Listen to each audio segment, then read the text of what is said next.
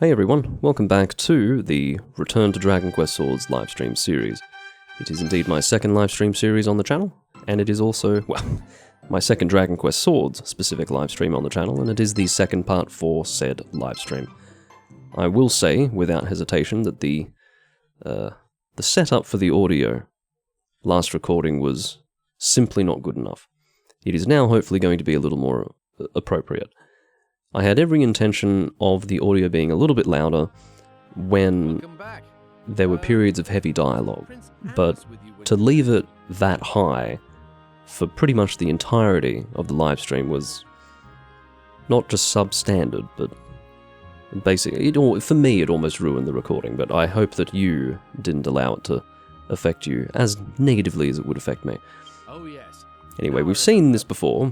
Essentially, the last time we saved was just after having completed Galentine Glade, so it gave us the Chapter 3 introduction here. Just skipping through his text there. Indeed, Fleurette is back in town. She is the lady that we were just speaking to.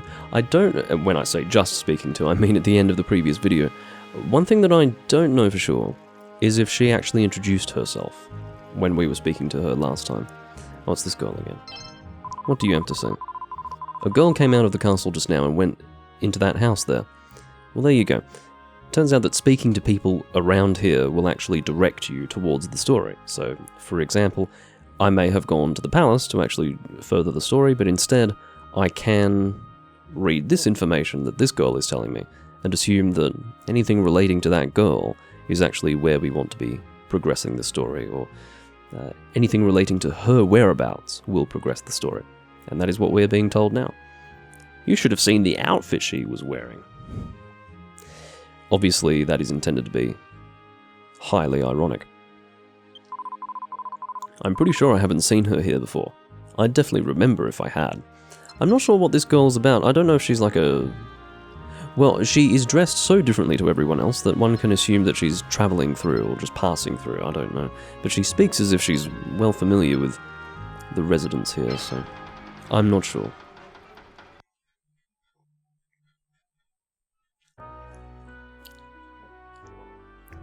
Beverage today is Gekkeikan Junmai Nihonshu. Ah, there you are. I was waiting for you.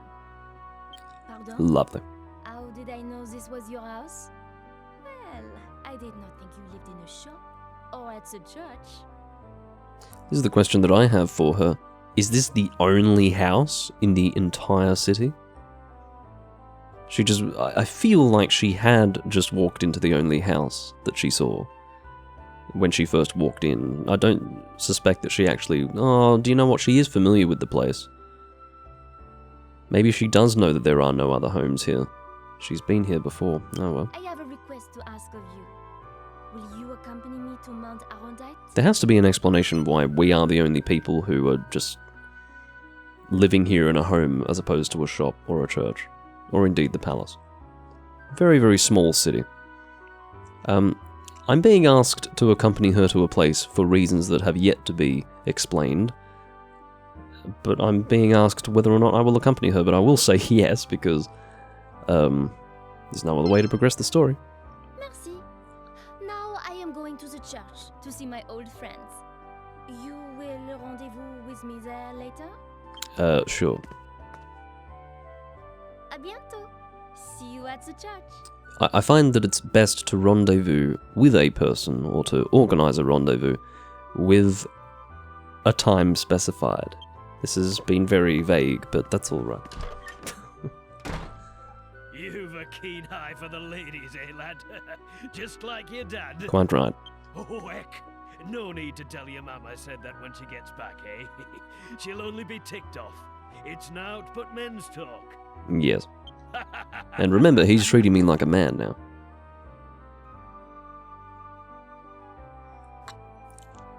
Sorry, I keep getting notifications from... Oh, I'm fucking watching the live stream, that's why. Stupid.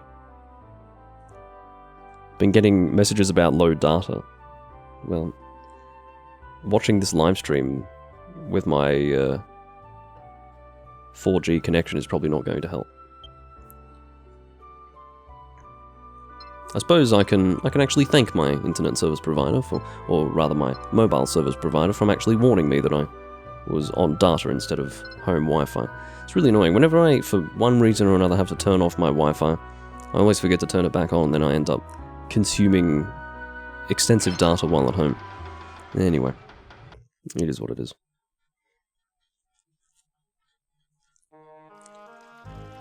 Okay, so we are, I think, supposed to go to the church in order to progress the story, but the suggestion was made that we may not want to see her immediately, but I think you can if you want to. I'm actually concerned with something else, and it's something that I may have to do between, well, I'm technically not forced to do it, but I think it would be a good idea. There's something that I might do before we actually continue to Arondite Heights, and that is actually upgrade our sword. Why do you look like... Oh, from a distance, you can't actually see her eyes at all. She's only got little black dots for eyes, so it looks as if those lines on her cheeks are her eyes, and she's got her eyes closed for some reason. So I suppose if you're at a certain distance, she actually looks like she's blind. Weirdly enough, or just refusing to open her eyes for one reason or another. Weirdly, I don't think I've ever noticed that until just this moment, so rather strange. It's weird the things that you pick up on after so much time. Welcome to the armor shop. What can I do for you? Well, actually, I don't really want to do that. What I want is to upgrade my sword, not to speak with you. Although we may have new options with you. I can really do without being referred to as your lover. You're really imposing your wishes on me quite excessively by saying that. Now, we do have a decent amount of gold. We probably would be able to get 1,800 if we wanted to, but I don't really think that we want to make this investment right now. We definitely want to hold on to our gold until we have upgraded our sword. I think it's only 800 gold off the top of my head to upgrade our sword, but that's not all that we need. We also need the materials to upgrade the sword. It's 500 gold, excuse me. You can see it increases our attack power by 10, but more importantly, I don't want our damage to be left behind. Oh, it turns out that we have what we need to upgrade it. I suppose that's following the completion of Galentine Glades. Ideally, we would have had the materials that we needed to upgrade this before going to Galentine Glades. Possibly we would have acquired that if we had performed a little better in the... what's it called again? Caliburn Cave location. It's not to say we performed terribly. We got an A rank, but ideally S probably would have given us what we needed. Either way, we can temper our sword now. We'll get a steel broadsword. I would definitely I would caution you against failing to upgrade your weapon before going to Arondite Heights. That would be quite ridiculous. This is indeed on the Wii. You can see that I'm pointing my Wii remote. Or maybe you can't see that I'm pointing my Wii remote, but that control of the screen hopefully makes it very clear that this is a Wii game. The job's a good one. Tempering the copper sword turns it into a steel broadsword. And as you can see, we've learnt a new Master Stroke. As I mentioned in the first recording, each time you upgrade your weapon, or indeed gain access to a new one, you will in turn gain access to a new Master Stroke. You're not prevented from using other Master Strokes that are from different swords with a particular sword that you're using, but sometimes it may not be ideal to do so. I mean, particularly in this case, we don't want to be doing the previous Master Stroke because this is just a fairly linear upgrade that we've just done. So, needless to say, this particular Master Stroke will be an improvement. Yes, strap it on for me. This is an excellent service. I don't even have to put the sword on myself. Alright, let's see what we need for the next upgrade. So this is where we can actually choose to go in a different elemental direction, depending on the items that we have. Historically, I've always gone for this one, because I believe that it is the most damaging generally. It may have the lowest attack power, but I think my previous reasoning was that more enemies are weak to thunder than any of these elements. But that's a little bit boring, isn't it? Oh no, I think Absolute Zero was the strongest Master Stroke, wasn't it? Excuse me, I think I usually use this one for the Absolute Zero Master Stroke. It would be kind of cool to use the Lightning Blade, but do you know, I might actually use the Fire Blade, because that's something that that's why I don't usually use the Fire Blade. I was about to say that it's more alluring as a prospect for me to make the Fireblade because I almost never use this one, but every time I go to use it thinking, oh, well, this would be a nice change, I remember the lead up to Xiphos' domain, which is a huge fire location. You're surrounded by lava, most of the enemies are fire focused, they are elementally fire, so therefore they would be pretty resistant to the elemental damage that this deals. Now, I don't know how much elemental damage actually factors in, because you can see it has a certain amount of attack power, so I don't know if regular strikes will deal elemental damage. I suspect not. The elemental damage may actually come in play with the Master Stroke. And I don't know if the boss of that lava location actually has resistance to fire. I've got a fucking thing buzzing around me, that's really annoying. So maybe I could use that. Or I could use the Lightning Blade. I really like the look of the Lightning Blade. Look, I'm just going to strike a balance and go with the Lightning Blade. I just need a Thunderball, and I think I can get one. I wonder if it tells us what the rewards are for S rank for both Galentine Glades and Caliburn Cave. I have a feeling that you get a Thunderball when you S rank Caliburn Cave, so maybe we can give that a try. Might be an option for us. Oh, okay, so until we've actually progressed the story sufficiently, we can't go to any location, whether we have been there already or not. So let's just settle for what we have. Believe it or not, that thing that was flying around, I think I just inhaled it. Not great, to be honest. Let's watch that down, shall we? Because I'm not going to be trying to get that out of my mouth. So. Obviously it wasn't very large, just to make that very clear, but big enough for it to be quite unpleasant. Now, I just remembered something, and that is that we still only have the default leather shield, so maybe we should try to expend some gold buying the platinum shield here, or alternatively the iron shield, but you can see that even though it looks like it would be considerably better than the leather shield based on its appearance, it's only got 1 additional durability. Although maybe it is significant, because you can see this is 4 durability. What I do seem to remember though is that the platinum shield will see you through to much later on in the game than you might expect. So I think what I might do is try to sell some of my stuff here.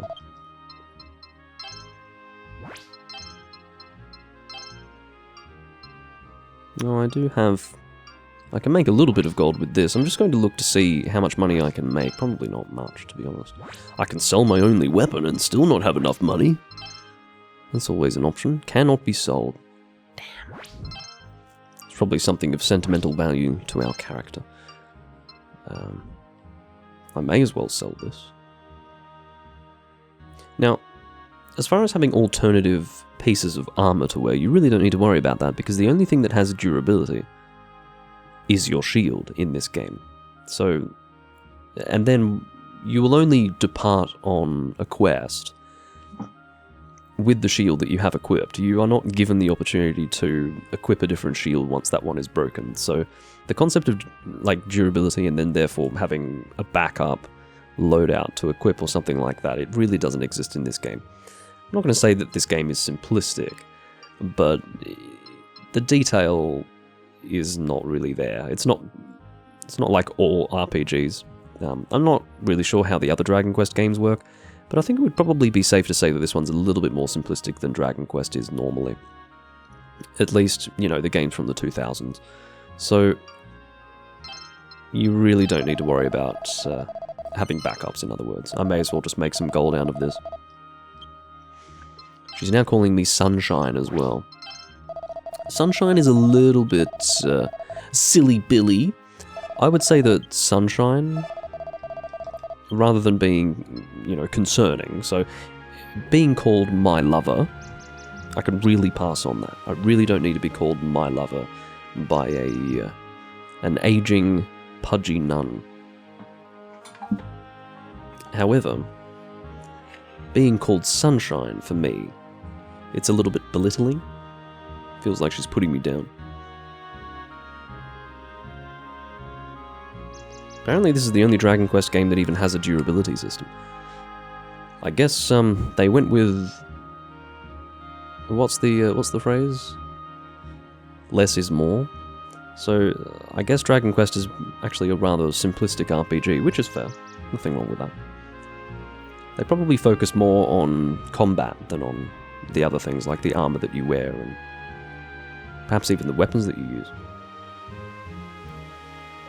Or rather, it's probably more skill-focused. You know, like Pokemon, for instance, where it's... Sorry for the rather immature example. Well, ill-considered example, because I don't have much experience of those sort of RPGs, but, you know, perhaps it's more focused on the skills that you can get and how you use them, and against which enemies, so... I'm going to stop theorizing about things that I know precisely nothing about now. Alright. There really isn't much more that we can do with our character. One thing that I will show you, however, because I have yet to do this, is the place where you trade mini-medals. Now, mini-medals, as I mentioned before, is another currency, and when I say before, I mean the previous video. It's a different currency, and you will get far fewer mini-medals than you will gold pieces. Let me just remember where this thing is. I guess it's up here and then down here. So this is a place that we will go to later. This is actually a very late game section of the city that we can go to. Oh no, it's this one. That's the late game section. Or is it not? I've got my freaking idea. I can't remember shit anymore. Sorry, that is the place where we learned how to use the sword. This is the late game area. That is, what do they call it? The reliquary? I don't know. But they call it something. Very informative, Doomlink, thank you. Now there is this rather disturbing looking creature called a mini Moggy, who just makes meowing noises at us. But they are translated, thankfully. I'm Mini Moggy, the mini metal lion. This is meant to be a lion. And I'd feel like the cat that got the cream if you'd travel the world collecting mini medals for me. Okay. I've got all kinds of lovely presents to swap with you for them. So we've got some really weird things. We've got Astrea's Abacus, which I think increases the amount of money that you make. So each time you strike something, you will get more money. This is obviously going to be useful when you're returning to areas that you haven't yet completed, and you're, I suppose, trying to make more money while completing them. So for example, not only are you going to be able to make more money with something like this, but your attacks are going to... they need to be more numerous in order to actually kill things. So basically, this is going to make money for that reason, but also give you a better score because of just how many strikes you're getting. In other words, you'll probably get a higher total hit chain as a result of using this. This is Boulder Dasher, so this is what we need to actually break that big rock that I didn't even attempt to break when we went to Caliburn Cave. This actually requires the same number of mini medals that we have, and it would be sensible for us to get this because, well, I don't know if it's ever required, but let's get it. I have every intention of returning to locations in order to grind materials. It's not technically required. It depends on how you want to focus on your character progression through the game. I would not describe this as a particularly difficult game, so you really can just get away with the bare minimum of character progression and still succeed. But that's alright. We've actually got a few weapons to choose from here. We've got the Kitten Paw, which I really don't know the benefits of using this thing, to be completely honest with you. You can see that our Boulder Dasher has now been replaced with Magic Water. This is the only item in the game that will recover your MP. So we don't use MP, but our followers do. In place of MP on our part is actually the Master Stroke gauge. That's our equivalent to magic damage, or magic attacks. our followers will cast those supportive spells and even some offensive spells, and that can be used to replenish their MP. I don't believe that there is any other way to replenish MP, like even in the field. I think you just get a set amount of MP and then you just sort of hope that that will be sufficient to get through the area, if you're relying on the support of your follower. This is a very interesting weapon. It says that it has an attack power of 1, but it says capable of felling a foe with a single well-aimed thrust. This is a game where I can't really thrust with much accuracy or consistency whatsoever. So the effectiveness of this I can't really comment on. I know that it deals very high damage against the really strong bosses. I guess the point is that it deals a set amount of damage with the thrusts that usually exceeds the health of the small enemies that you fight in the field. So if you were inclined to actually gather 20 of these, you'd be able to use this to some effect, but it would take so long to get the medals for early game that you wouldn't be able to make use of this for very long before it just isn't as useful anymore. This is a life bracer. This increases your maximum HP, which is nice, I suppose. This here is the strongest armor in the game. I'm happy to make that clear. You can see our current defense is 10, this is 105. And in addition to the defense, it will have the ability to reduce your physical damage by 30%. That is significant. So, if you want to play the game on easy mode, get that. Acquiring mini medals will be much easier in the end game. I refer to the end game as when you're fighting the mirror bosses. That's basically when you've defeated Xiphos and you're doing the extra stuff. So... okay, so the Poison Needle is a weapon in Dragon Quest III. It has a 12.5% chance to insta-kill. In that case, I suppose it's just really high damage with thrusts, and then there is indeed a percentage of chance for the weapon to actually kill something automatically. I don't believe that works for bosses, but it will work for small monsters. Or, you know, regular mobs, whatever word you want to use. I use the Monster Hunter terminology because that's what I'm most familiar with. Well, now that we've done all of that, I think it's time for us to progress the story. We are supposed to have a rendezvous with Mademoiselle Fleurette, so we shall go and speak with her. I believe she is in the, I don't know if you call it the Undercroft. Does it count as the Undercroft if it's physically separate to the church? Probably. In other words, it's not accessed from within the church itself. Either way. Underneath the church. We'll just call it that. I have already been in the church. It was to save my game, if you recall.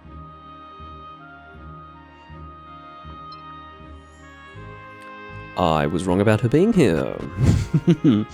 That's alright. I'm going based on fairly vague memories. Maybe we speak to her in the church and then speak to her here, something like that. If you're wondering why we were almost immediately trying to throw our souls off the cliff edge, it's because you're able to move before you can visibly see the game when coming out of the loading screen. Just a fun fact for you, always here to keep you abreast of events as they unfold. Wouldn't want you to be unsure as to what's going on in the game or anything like that. Yeah, thank God those tiny fences are there, otherwise, you know, I'd be dead. This place has so many memories. Can you take away that text box for just a moment? I have something I'd like to observe. Ah, this place... oh, wait. It's voice acted. I don't need to read it. I was training here to be a nun.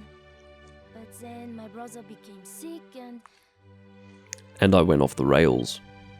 Ah oui, I have not yet told you. I went to the castle. But Her Majesty would not see me. I was going through one phase, but now I'm going through another phase. Now I have no other choice. I have to uncover the truth for myself. I have to find Sounds out good. about this mask the queen wears. I know I am right.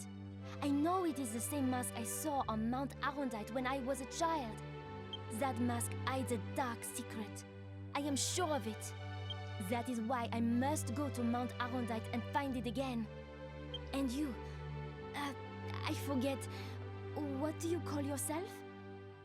So she will refer to you in whatever way she pleases, because it's voice acted, right? Will you tell me, chérie? Yes. Oh. Anyway, perhaps I will call you Blade. It is okay? So basically, she doesn't like your name and will refer to you in a different way. I mean, story-wise, it doesn't really make sense, but obviously you understand why she does that. I think if you say no to Blade, she will give you a different name. I don't know all the names that she gives you, but I'm just going to go with Blade because I'm used to that. Enchanté, Blade. I'm not doing the dance. Sorry. As tempting as it might be to disgrace myself in my own live stream, I'm not doing any dances. Now, we must depart for Arendite Heights. You go ahead, Blade, and wait for me outside of town. Alrighty. I think we are now permitted to leave. Are we required to go to Arendite Heights? I don't think so. I don't think we are required to. I think even though we're doing the story and Fleurette will be joining us, we can actually go somewhere else. And I suspect that it will be Caliburn Cave that we go. Wherever we can get a Thunderball. I don't think it's Galentine Glades, because we got an S rank in Galentine Glades, and we didn't actually get any Thunderballs, so... Oh, are you off again? Yes. Then let me open the gates for you. It's always good to announce these things, I suppose, but certainly not required. Just open the fucking gates and let me through. Be careful out there, won't you? Oh, yes. Oh la la. Forgive me, Blade. It took me longer than I was expecting to prepare myself. What do you mean? You've just got your staff there. In fact, where do you keep that thing? Bon. It is Don't time, answer that huh? question. Let us go to Arendite Heights. Aha, that's what you think. I have more upgrades that I want to do. Here we go, Thunderball if we S-rank that, and then Ice Crystal if we S-rank that. So you can sort of see what we want to be focusing on depending on which weapon we want to upgrade. So if we wanted to make the... well, I can't remember what the names of the swords are, but if we want to make the Ice Sword, we want to be S-ranking this and gathering Ice Crystals. If we want to make the Thunder thing, we would do this. I suppose it makes sense, because if you think about it, the weakest of the three swords in terms of attack power is the Thunder-based one. Ah, what should I do? I feel like... I'm going to tell you why I'm a little bit uncertain as to which sword to make. I feel like I always make the Ice one, but I also feel like I always want to do an alternative to that. And that alternative invariably is the Thunder sword. So what do I do? Do I make the Ice Sword or the Thunder Sword? I might actually have to check my other live streams. Or my other recordings that I've done of the game. There's no other option. Well, do you know what I probably can do? Instead of looking back through all of my Let's Plays that I've done of the game, and all of my live streams, I'll just look at the previous live stream that I did, and just make sure that I don't do the same thing as that. So if I ended up making the Thunder Sword for that live stream, I'll just make something different to that. Probably the Ice Sword. Let's check it out. Do bear with me, I just want to reduce the chances of essentially giving you the same visual content that you saw in the last live stream. You may even be watching them back to back, I'm not sure. For me it was literally 4 years ago, so possibly even 5 years ago, I don't remember now. Use the poison needle. Look, if I could get 20 mini medals easily, I would do it. I suppose I'm going back to Caliburn Cave to use Boulder Dasher anyway, so maybe I could do that. But I'm still interested to see what I last used. Let me check it out.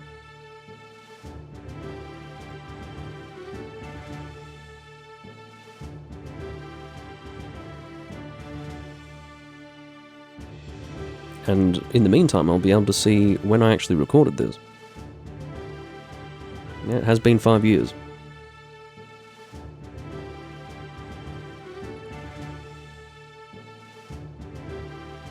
Yeah, it was early 2019.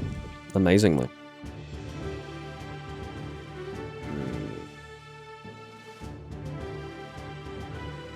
Jeez, I went hard. By the second live stream, I had already reached the Tower of Mirrors. Okay. So what bloody weapon am I using? I was using the fire sword. So there you go. I had already gone to the trouble of making the thing that I never use in my last live stream. So that means I'm actually free to use whatever the hell I want. So do you know what? Let's make the Thunder Sword. And I'm going to tell you why. It's because it's the weakest in terms of attack power, which means that it will be the most challenging, I guess. To put it strangely, I don't like saying the most challenging because it implies that there is a challenge. There isn't going to be one, to be honest. The challenge is going to be getting high ranks, not clearing the areas. So, yeah. It is tempting to use the Poison Needle, though. I'm always happy to do a Poison Needle run, if I really want to do so. But getting the mini-medals might be annoying. I don't know what the chances of getting mini-medals are, but let's imagine that I was guaranteed to get one mini-medal every time I cleared Caliburn Cave. I don't think I want to do Caliburn Cave 20 times. Just to get the Poison Needle. That sounds miserable. Anyway, are we taking Unless or Fluorite? We've got to take Fluorite, surely. In terms of their levels... Well, Unless is a high level because he's already departed on a thing with us. And by thing, I mean quest. I think quest is an acceptable term. Who is my desired follower? There was a time when I used Fluorite, and there was a time when I used Unless, and I don't remember. I think one of them's got... I'm now thinking right to the end game now. Which one do I usually level up?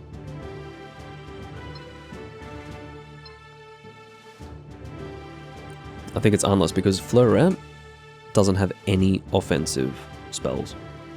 But Unless does, and the reason why this is good is because you can cheese one particular enemy using his Sizz, or at least using any sort of offensive spells. So I think I'll be leveling up Unless. Sorry, Fluorite.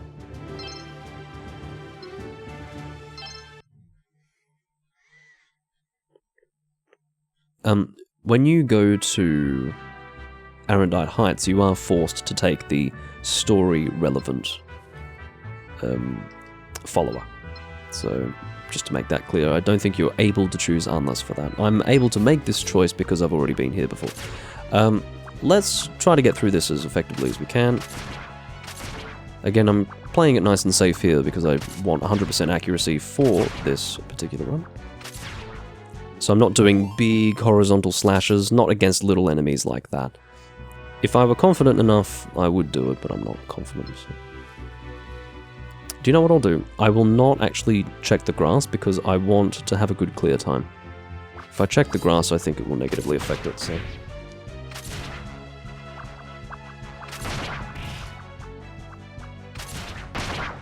Okay. Oh, look at you trying to jump over that shit. That's why I'm doing vertical slashes. Don't particularly want my attacks being evaded so frustratingly. So yeah, our objective is fast clear time, 100% accuracy, a high hit chain, and what else? High guard accuracy. I don't want to be hit by anything. I think I've already messed up 100% guard accuracy. I seem to recall that I was hit by a slime previously. Yes, you can actually see that I've got 72 health out of 75, so...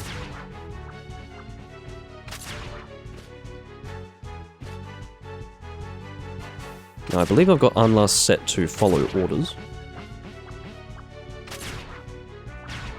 Is it even possible to get 100% guard accuracy with these enemies here? I don't think it is. As you can see, there is a... slippery slimes. There is actually a chance that you can get some drops from enemies themselves. See how he jumps around like that?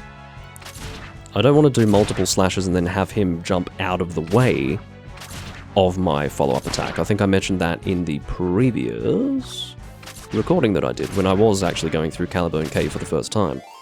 I'm already at 54 hits, pretty sure that's better than last time because I'm actually attacking the dead enemies to increase my hit chain. Got a medicinal herb out of that one.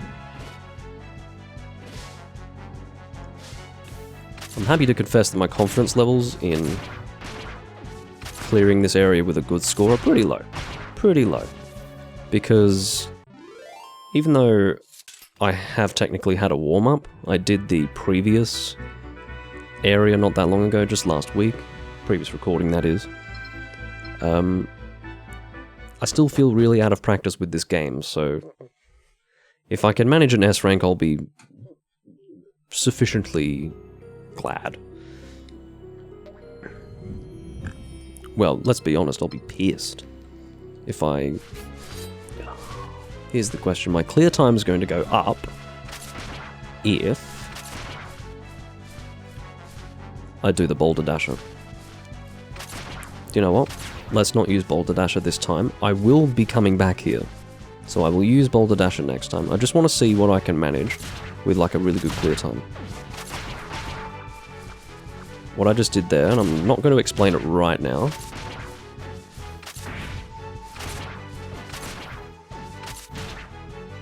I'm going to explain it now. So if you've got a number of enemies that are very close to one another all dying and you can still hit their bodies, I don't really want to say corpses, that sounds a bit dramatic. They're dying... Yeah, they're dying bodies. If you can still hit them, that's such good hits. Like, the number of hits that you're going to get out of that is really good because every slash that goes through all of them, it'll, like, let's say you're slashing through 3 of them, that's 3 hits. If you can get, like, 3, 6, 9, 12, it's really quick. You can get a lot of additional hits out. Yes, the Prince returns, I do think that I've kept track of that.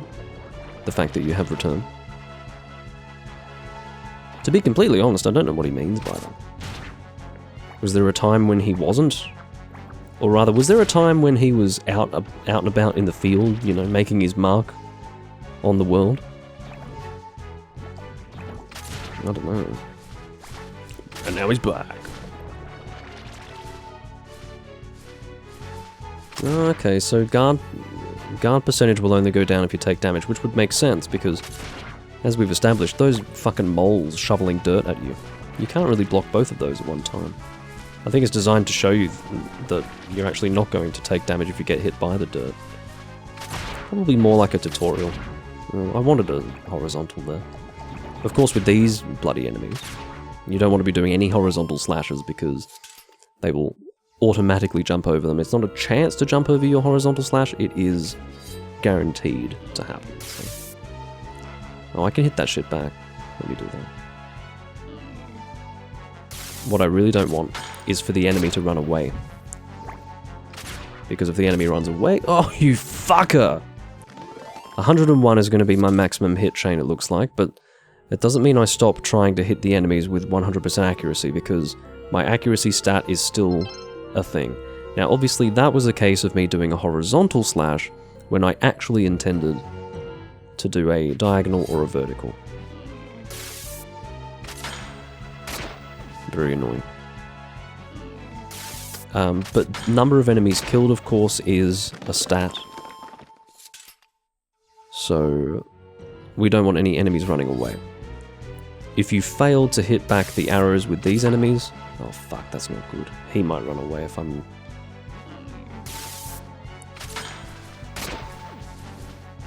not careful.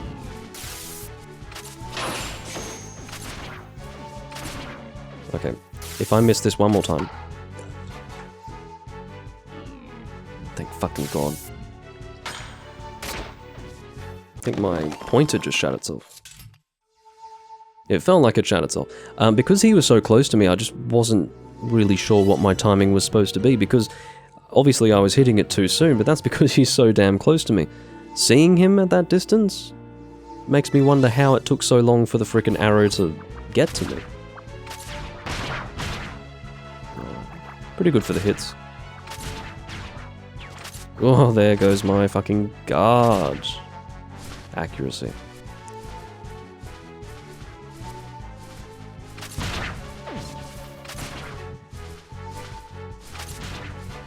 X ranking, it has to be said, is basically a perfect run. If you're getting an X rank, it's a perfect run. For Avalonia and for victory! This is not a perfect run. And I think because this is the beginning area as well, it's important to mention that the requirements for S rank and obviously X rank are even more exacting than they otherwise would be. So... oh, fuck. No, you don't. He's going to come in real close, and I hit him there because I think that after he does that attack, he runs away. One thing that I can say is that I currently have all enemies killed. No one's run away, although it looked like one of them ran away just there. It'll be interesting to see what my enemies killed stat is. Because unless they ran away in that moment, or one of them ran away, it should be 100%, right? Well met, seeker of worth. Yes. Hold on, I need to pour a drink. Thou wouldst grant me another duel? Indeed, sire, that is most honorable. It's good that they actually recognize that you've been here before. Very well. Battle without quarter. And this will be nice and quick. This will be good for our total clear time because I'm actually able to do a master stroke here. Now, the enemy does not have to be particularly close to you in order to be hit by the master stroke. As long as the enemy is in the field and is within your vision, like you can see them, your master stroke will hit them. Two positives. A, I'm using a master stroke during this fight. B, I have the next level of master stroke.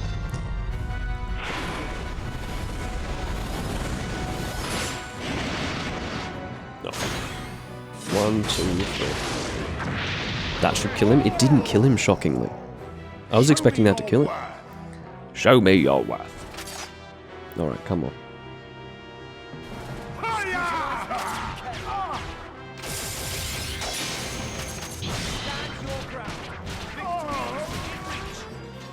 Okay. So we got 101 and then 62. Bravo! We should have a 99% accuracy. Should be pretty good. Better than last time anyway. Pretty comfortably within S rank, but not quite enough to get X. So 99% accuracy. Fucking shit guard accuracy, my god. I mean, as a percentage number, yes, but... clear time has helped us out. Monsters vanquished is 92 out of 93, so that means that fucking bat just in the last confrontation did run away. Longest hit chain is 101. You can see that has been the most helpful achievement out of everything that we've done here. If I did Sizz on those moles, you'd think I'd get an X. Yeah.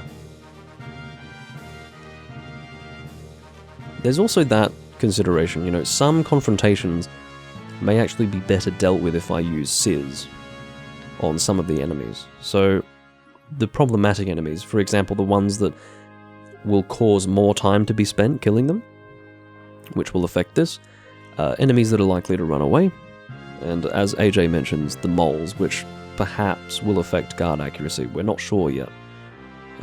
Because perhaps if it doesn't actually deal damage to you, it is not counted as an attack. I'm not too sure. But 13,000 is actually pretty good. Like, once you're sitting beyond 12,000, that is what I would consider to be a good run. I think 12,000 is required for S rank. I'm not completely sure on the threshold, and I think it may actually depend on the area that you've gone to. Or it might not, actually.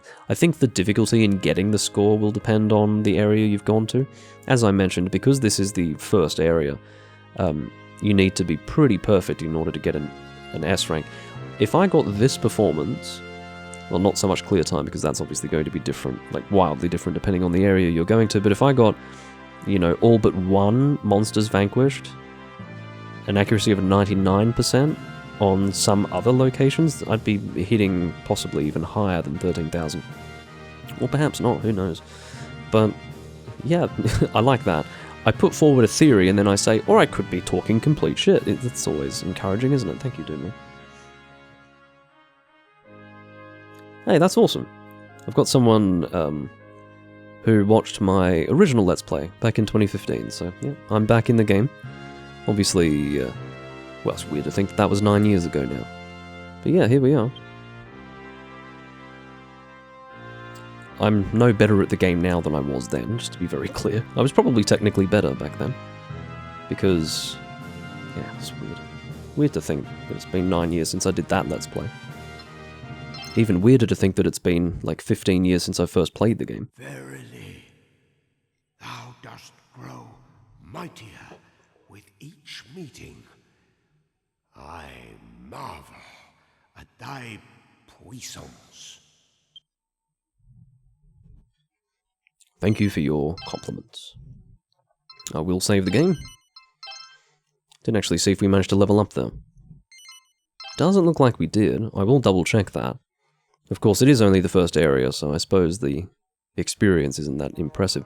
Your experience I don't think is affected, like I don't think you get experience from clearing an area. You only get experience from enemies killed. So, yeah, we're still level 10. There you have it. We didn't manage to level up, but that's because all of those enemies are very basic. So, interestingly, while all the enemies are very easy to kill, some of them will still present problems if you're going for 100% accuracy.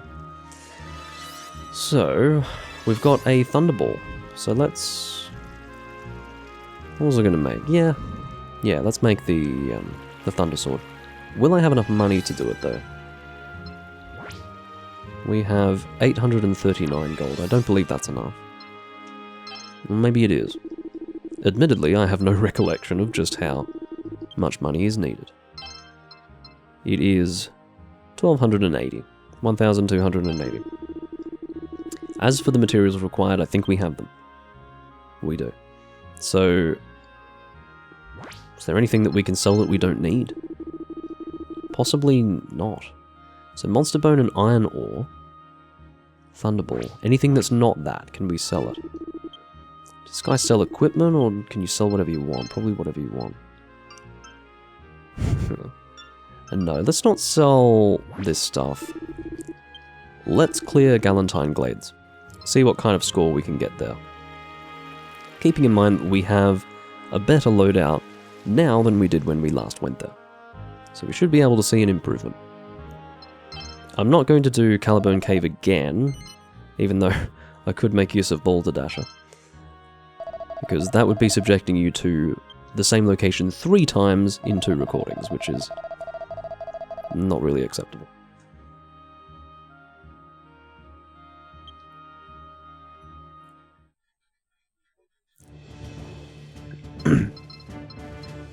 Alright, Galentine Glades.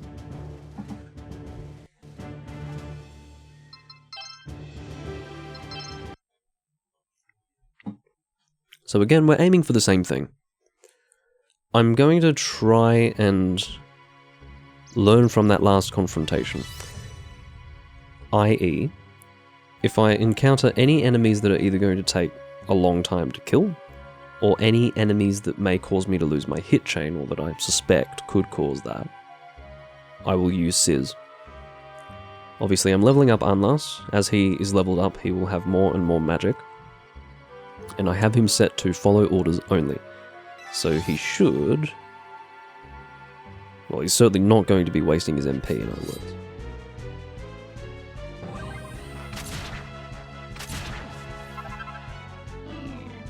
I'm going to use Sizz on these guys because I don't want to waste the time. So the consumption is 3 MP per attack, so I can't do that too many times. But I would say that if I failed to knock back both of those arrows and I instead got one of them for one reason or another, which shouldn't have happened, I'd be running the risk of them running away, for example. And I also would be running the risk of failing to block something. Oh. No, you fucking don't. That was a bad idea. This was the one that I should have used Sizz for. Let's just do it. No, I still fucked it up. I did my best, genuinely, to do a horizontal slash, and it just didn't happen. So that one where both attacks were pretty much above each other, almost no chance of failing to hit both of those back. On that occasion, you have to do a horizontal. And that's one of the most challenging things in this game, believe it or not. Ooh.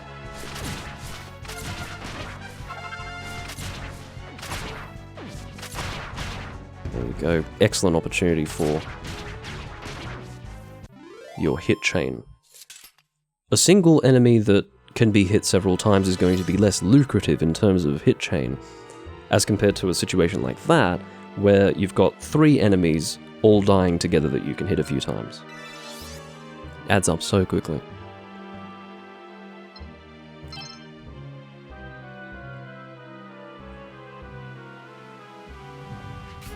Okay.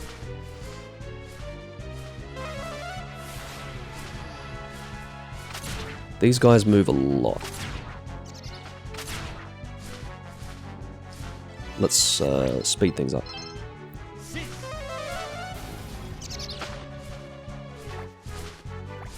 Of course, I suppose I'm trying to strike a balance between my total hits and also my accuracy.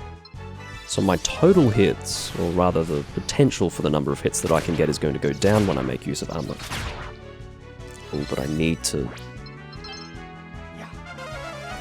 Okay, so it's possible that that bat would have actually flown away in that moment, so I consider that a win. I consider that entire confrontation a win, although I did lose a few opportunities to get some hits out.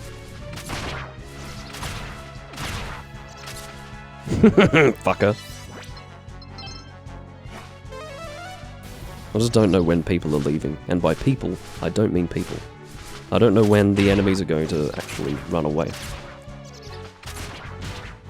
Obviously, I've already fucked up my accuracy, in a way. Just that slight mistake being made sort of invalidates all of my strategy up until now, but it is what it is. Let's treat this as a learning experience, shall we?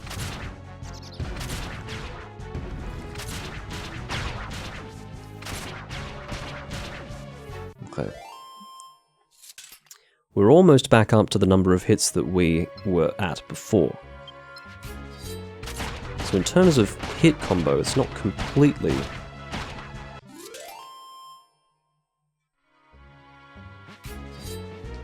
it's not a lost cause.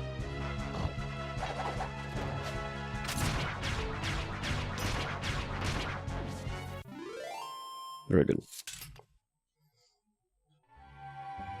That was another good opportunity for hit chains. I was doing that so that I could hit the jellyfish, of course. I think that very slow attacking, the long wait, in other words, the big lead-in time, is designed to make you drop your guard, perhaps? Or maybe it's designed to remind the player that it's not necessarily ideal to immediately attack when something appears. Can I kill them in time? It wasn't necessary in the end.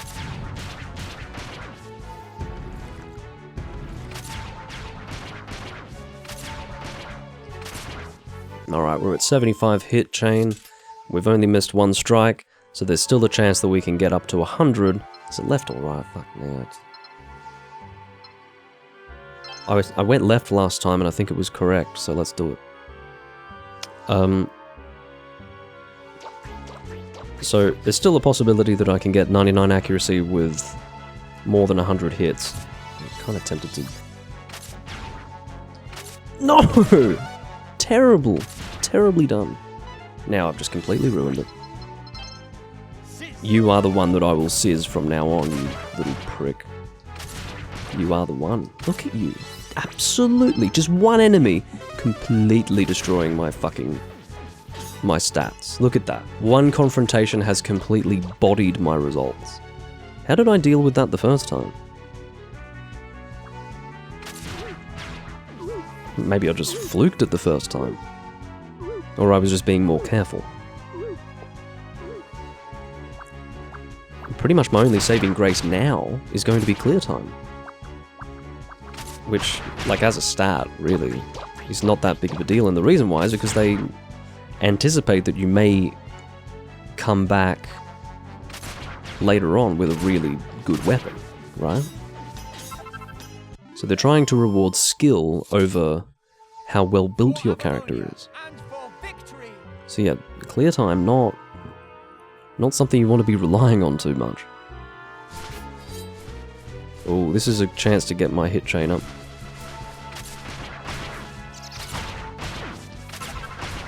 Got a vial of magic water, which is good. What? You fucking saw that?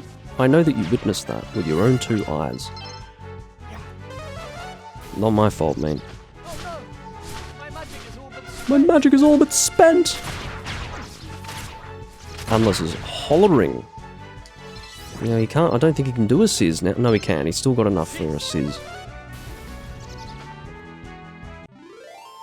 So because I've missed so many attacks, now I'm just sort of hoping for the opportunity to hit enemies a lot to make my percentage a little less unfavorable. Wait, you're... No. What the hell is going on?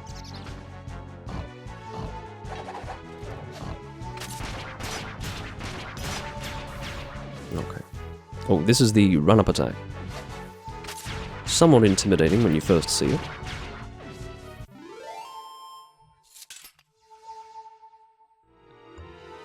Alright, my shield is really not in good form for this confrontation, but again, most of the fight is going to be dealt with via the Masterstroke damage.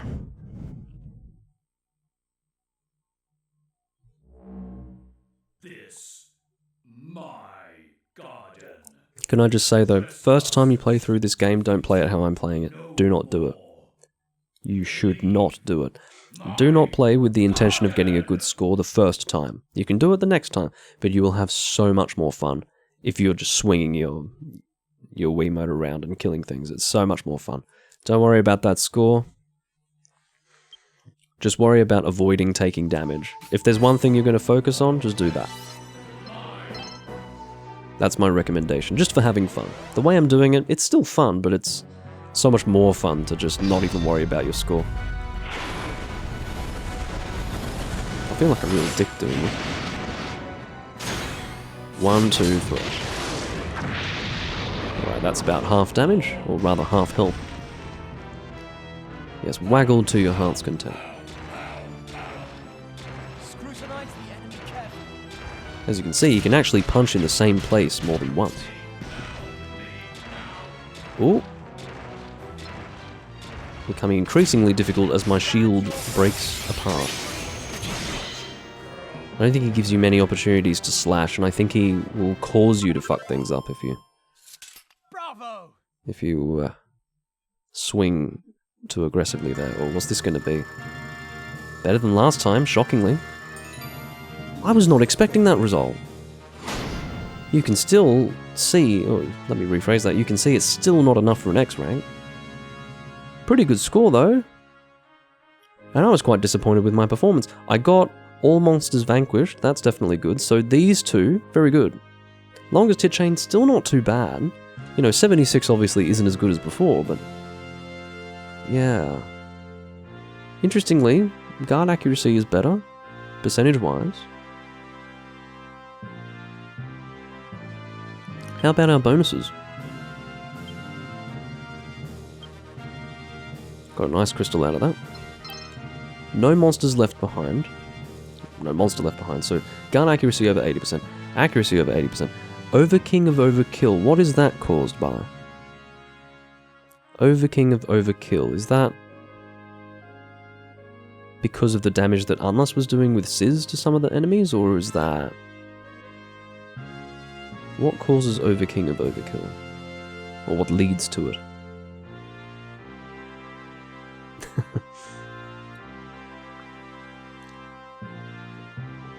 I don't know. Anyway, I'm happy with the result. Quite frankly, I was expecting closer to 12,000, got 15,000. So maybe it's killing several enemies in one attack. Yeah, maybe. That's probably what it is. That's a good point. Excellent observation. So with Unless using Sizz and killing lots of enemies repeatedly, that's probably given me that bonus, which is good. Obviously that bonus has helped me go from 14,000 to 15,000. In fact, that would explain why it was considerably higher. Like, 13,000 I would have been, okay, that's really high. 14,000 I could almost make sense of, but 15,000 seemed erroneous. I'm like, what's that? How did I get that? It was that bonus. Okay, very good. So, what's our money looking like now? Because that was the reason why we went there. We do have enough. You bloody well hope so after that performance. Which, again, I was a little bit disappointed by. Always happy to, you know, be disappointed and then see that even though I could have done better, I still did pretty well. X rank feels much more within my grasp for Galentide Glades than Caliburn Cave.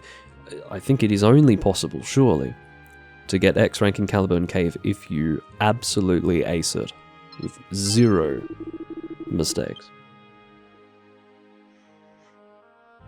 I don't think it is smacking the enemies' bodies after they're dead, and the reason why is because I was doing that a lot in Caliburn Cave, and I haven't received that bonus for either of my confrontations, so... for either of my quests in Caliburn Cave. That's the only reason why I didn't assume that.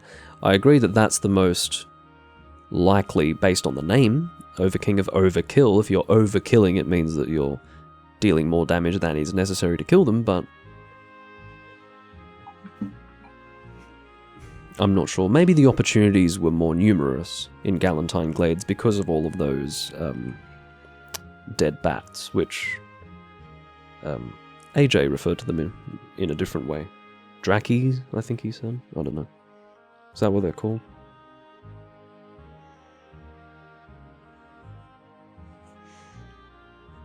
This game reminds Potato of a first-person dungeon crawler on the DS called Orcs and Elves. Well, this is better. Well, I suppose it could be similar on the DS if you're actually using your stylus to slash on the screen. Is that how it works? Because actually that sounds quite fun, if that's how they did it. Alright, let's upgrade to our, whatever it's called, Lightning Blade. Aptly named, but perhaps not the most creative way to name the sword. Thunderball. Righto! A lightning blade it is then. I'm not going to do his accent. Righto! Righto, let's get tempering! I immediately reneged on my decision to not do the, the accent.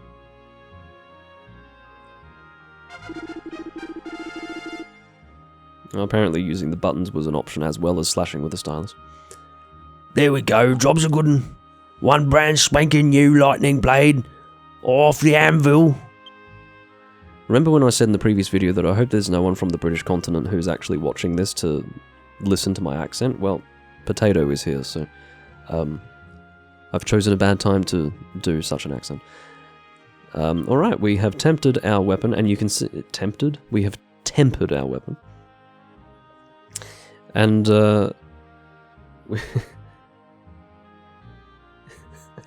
yeah, why can he correctly say lightning without any sort of strange phonetic spelling?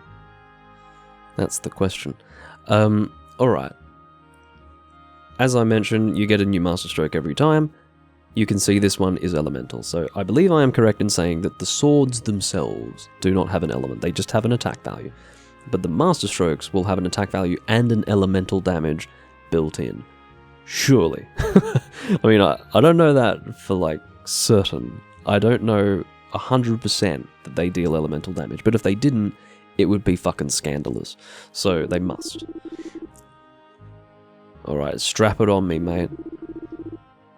Strap it on nice and tight. With your big, strong muscles. Sorry, I think you all deserve better than what I just said. Let's see what we need for the next upgrade.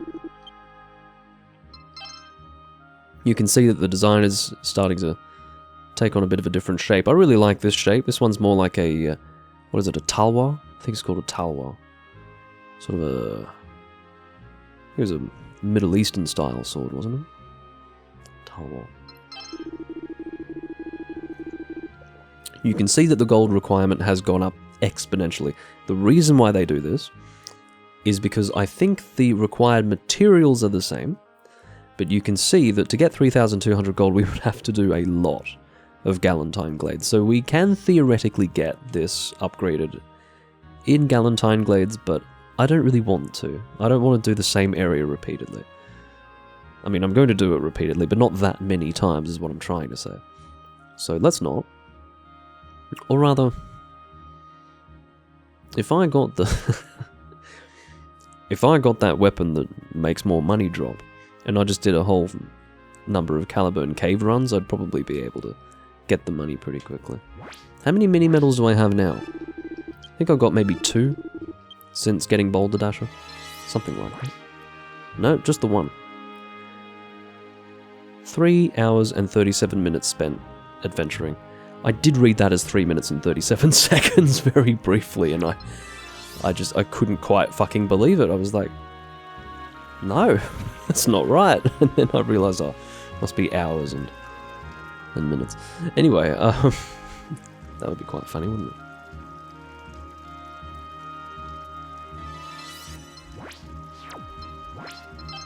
So yeah, there's our weapon. Effective against enemies that are vulnerable to lightning. Excuse me, I stand corrected. There is attack value and elemental value for the sword itself. Because they wouldn't be referring to the Master Stroke with that description, would they? They would be talking about the sword itself. So, I do stand corrected, to put it lightly. Now, I completely forgot what I had told myself to do. And that was to upgrade my fucking shield. My god, look at it. I can't go to Arendite Heights with this thing. Maybe I will just have to settle for... Oh, sorry, my disc is loading. That's why she's staring at me and honestly piercing through my physical being in so doing. Alright, I'm gonna sell some things and get that next shield because I'm sorry, even though it's 1 durability point more, that must count for something, and at least it's not a leather shield, you know? Am I selling my ice crystals or something else? What in the world are you on about? Shut up, lady. I clicked the wrong thing, didn't I? What are you on about? You want to fight or what? You want my replenish shield powder or like what's going on? Take my only weapon that I've just spent lots of time trying to forge. Take my damn Wayfarer's clothes, lady.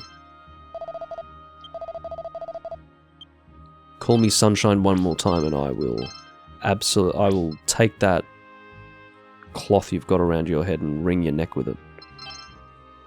Sorry, that's a bit violent for harmless old ladies, isn't it? Alright, let's sell... See, these 2 things are going to be useful for certain, so... this feels a little bit like a waste. But I do need to sell 2 in order to afford this damn shield. She called me Sunshine again. What do I do? This is like a point-and-click adventure. Wait, no. Choose your adventure. This is a choose your adventure, everyone. What do I do? She called me Sunshine again. Now she's calling me dear. She's called me her lover. Now she's calling me lovely. I have now equipped the Iron Shield. Dearie. Oh, I've got a Tombola ticket. Excellent. I can finally demonstrate this. To say you're coming on to me would be the understatement of the millennium. Anyway.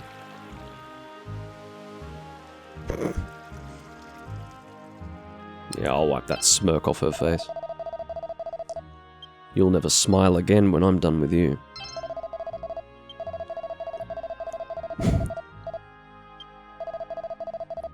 You can, yeah, I don't really need to know how to earn them. Oh, he's going to give me a Tombola ticket for free. Well, I really wish that I'd done it before. Wow, oh shit, I need to actually get in position for this. This is serious business, guys. It's going to be rather embarrassing, but life goes on. Ooh, immediately hit my microphone cable there. You do have to keep spinning it. They tell you to spin it as fast as you can after you've actually hit the required speed. As you get up the gauge, you will gain access to better rewards. Everyone put in your bets now. Am I going to get the liquid metal shield? Am I going to be able to do it? Not this time around. I mean in this actual playthrough. It's really hard. If I got the liquid metal shield, I would cream myself and pass out on camera. I don't think the speed that you go actually helps. It's literally just chance, that's it. Whoa, 4th prize. A pouch of replenish shield powder. If I wanted to, I could just sell it immediately and treat it as free money, but whatever. Okay. Yeah, maybe I should rob him. What the hell's stopping me from just taking that liquid metal shield from him? Bastard. But yeah, I consider the liquid metal shield, like if I had that on a save file, that save file would be gold. Hilariously, my original save file doesn't exist anymore because I sold the Wii that it was on. And that one had the liquid metal shield. I put so much time into that. That was a big achievement of mine. Just open the damn gates, will you? If you find the monsters a bit strong, try revisiting a less dangerous area and finding a few weaker ones. That'll toughen you up. That is good wisdom. Alright, so when we go to Arendite Heights, you'll see that we will not be given the opportunity to select unless it's because, for story-related reasons, we are playing... I shouldn't say playing with Floret, that might give off a different impression, but yeah, let's take it easy now, shall we? Nice leisurely walk. No, we're not going to go that slow. You'll see that we now have a thunder effect on our sword. How cool is that? Do you know, that thunder effect is so unfamiliar to me, I think it may have been a false memory that at one time I relatively frequently used the thunder sword as an alternative. I think well, anyway, it's been a long time. It looks novel to me. Unfamiliar. So yeah, happy to use this. Got another mini medal. It is very strong as well.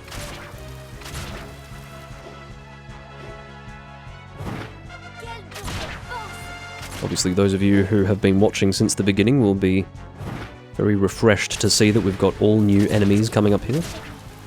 That is one of the downsides to taking your time and building up your character before getting here. It might be a little less exciting to watch, I do accept that.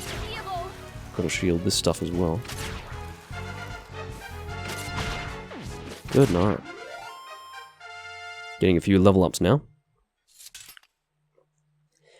One thing that I love, and it is just a little detail, it is that you get to see your weapon in all its glory when it's unsheathed and sheathed again. Absolutely lovely. Especially if you've got a nice attractive sword. There are lots of weapons in this game, lots of swords. It's just unfortunate that after a certain point they're not really worth using anymore. There will be weapons that are considerably better.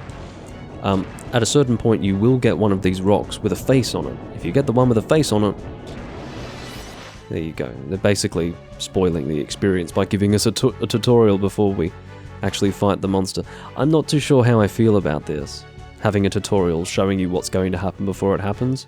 Give us the tutorial after the fact, in case we did something wrong, you know? Don't, like, literally show us what happens. It's like, this is someone else playing the game before you get to play it. And fuck me. If a rock bomb appears, don't just slash away at it, try thrusting instead. If your aim is true, you'll knock the hapless rock bomb to the back of the battlefield, blowing up any enemies in the vicinity. There you go, first fucking try. I'm not doing that again, and I'll tell you why. It's because my hit combo would have benefited much more from this. See? Look at that! Oh no. No, I should have done that. Look at this. What a terrible idea. Do you know why that was a terrible idea? Because if I don't thrust as they recommend me to do... Look at this. Just when I was being tempted by the siren call of Hit Chain, my number of monsters killed stat has just been flushed down the toilet. Honestly.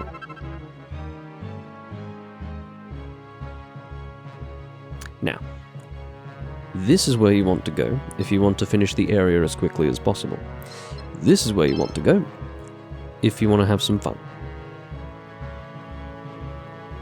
See that massive tower in the distance? We can actually scale that at some point in the future. We don't do all of it manually, we do actually get into an elevator to go through much of it, but not all of it. It's pretty cool. It's called the Tower of Mirrors. Right, what's happening with you? Oh, that's right.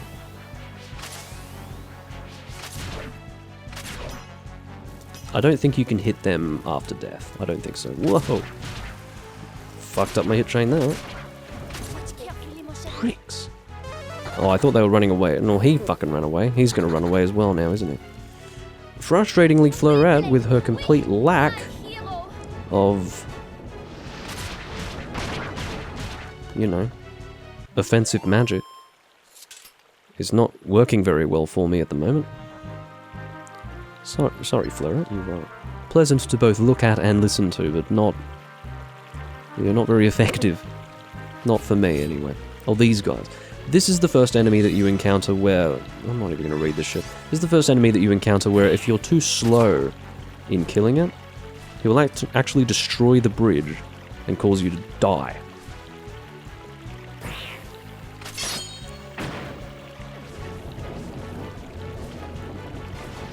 I'm actually going to thrust at you because I've got this guy to take advantage of anyway.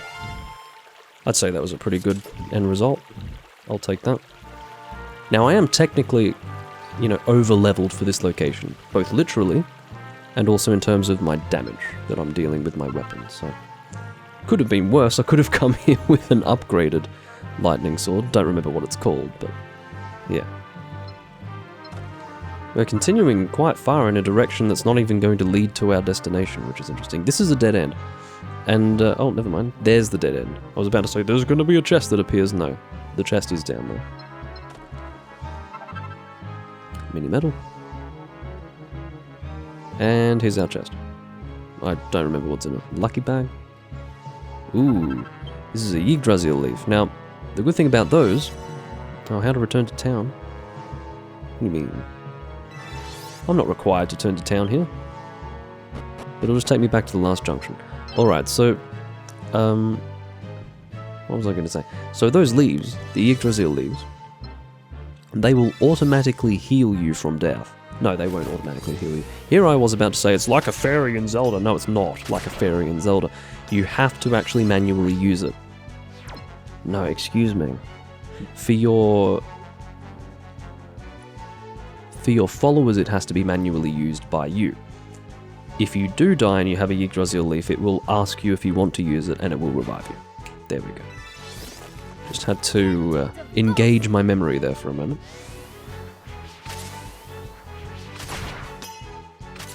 We wanted to get another horizontal there further down. Can be quite challenging. You can obviously see that I'm setting focal points in almost every scenario, and the reason why is because you really need that directional... Oh, fuck you. I shouldn't allow myself to become annoyed. I'm still going to get a good result, probably an S rank, but slightly annoying to get. So many enemies running away from me. Yes, alright, I've been poisoned. Oh, there you go. That's why Fleurette is traveling with us for this one. Very hard, just for the record, to keep track of so many small enemies. Oh, here we go.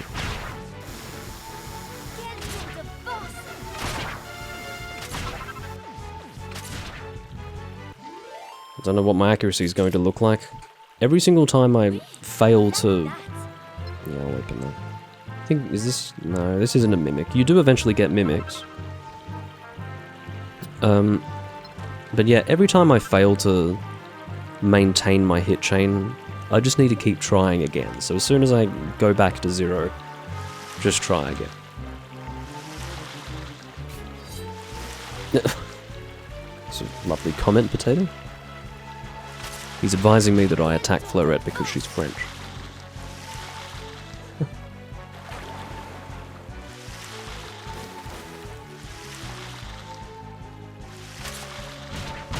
Okay, managed to get him as well. That's good. Good for experience as well, obviously, to kill as many enemies as I can. These guys have considerably less damage because they want you to be able to kill them as you pass through. There goes Molt. I've had those guys ruin some pretty good hit chains in the past. See, Potato, I'm her hero. How could you ask me to turn my blade upon her? Heartless cretin.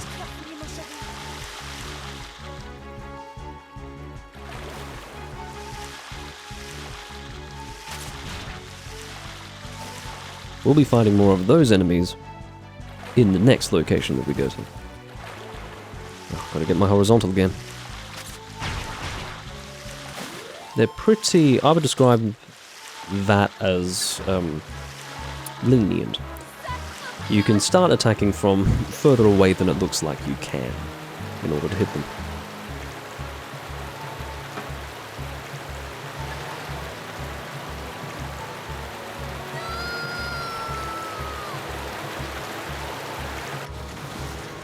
I don't know, I have seen footage of a guy kayak off a fucking waterfall before, so as scary as that has been in the past to watch, or to imagine actually doing in real life, it is technically possible to do it without just immediately dying. The trick is to get those guys before they jump back. What they do is they jump forwards, jump back, jump forward into an attack, then jump back. They're fucking annoying. The trick is to just deal with them immediately. Just attack as soon as possible. Alright, this is the first time we are going to take advantage of Boulder Dasher. Normally, this is a rock that cannot be destroyed, and you can tell that it's one of those rocks because it has a sort of purple tint to it. Come on. So this is an optional direction to go in. I don't know what we're going to receive as a result of the... Come on! Just when I thought I'd be able to hit you as well, you motherfucker. Yeah, I shouldn't be aiming for multiple attacks with you, as you can see. Oh, it's starting to hurt my wrist, and I'm entirely to blame for it. I tried my best, as you can tell. What are you doing? Yeah, I don't think you need to wonder how I've had good hit chains destroyed by those enemies now. You can see that certain confrontations, just almost unpredictably, will just cause you to not make contact with them. Even though they're right there, they're not doing anything to guard your attack. You can strike them, and the strike or the slash may as well not have existed in the first place. What a nightmare. The Potato has now quite aptly and helpfully explained that when I watched a guy use a kayak to go down a waterfall, I wasn't actually hallucinating, and it wasn't some sort of faked occurrence, because he has informed me that if you do it right, it is possible to survive falling down a waterfall. Just as well, hey? I thought what I saw was fake, you know. Maybe a sort of next level TV show. Really good special effects. I'm ruining my clear time by standing here. Got a lucky bag. I'm still not sure what's going to be in it. Obviously. I shouldn't say still not sure. I'm not sure because it's been a long time. I feel like there's something useful there, though. Something in particular. I seem to remember deliberately going to get it at some point in the past. Ooh. And see, that was very damaging. Don't get hit by that. Oh, did she say ooh la la? Okay. Oh no, she said voila, I think. So yeah, you will have noticed that I haven't actually needed to use healing wares in this game before. Watch carefully, mon chéri. Should give you some indication of the difficulty of the game, or lack thereof. Oh! Get him, get him, get him, get him! No, you are not surviving, you are not surviving. I will sacrifice everything! Yeah, I was willing to sacrifice my accuracy almost to no end in the pursuit of killing that metal slime, but anyway. If you do successfully kill that metal slime, you will get a lovely bump to your experience, but alas, I failed. Oui, like that. Of course, if I had a fucking... Like, as soon as I see a metal slime, you better believe it, I've got Anlas out there with Sizz, but Anlas is not my companion. I instead have a support-based companion. As you can see, the dirt now hurts, completely destroying my results for the end of this quest. I've got a lucky bag. Goodbye. Oui, Blade, oui, my hero. See, I'm her hero. Now that's what I call... Well, hold on, let me focus on this. That's what I call increasing one, or rather, bolstering one's self-esteem. There you go, I got it out. Got it out in the end. I think AJ is just crying, like cringing deeply. Like after the two quests that I departed on last time, seeing my performance in this one, arguably due to no fault of my own, it does hurt to watch.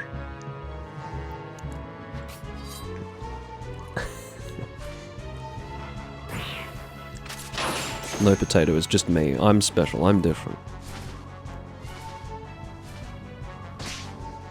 Oui, Blade, oui, my hero. I haven't done anything. I'm just watching some birds do... Whoa! That was cool. I don't think I've done that before. Did you see that? It was off target with this one, but then because that bird went up to go and start attacking its side of the rope bridge, it managed to get hit by the deflected shot that was completely off target. That's quite impressive. I've not seen that before.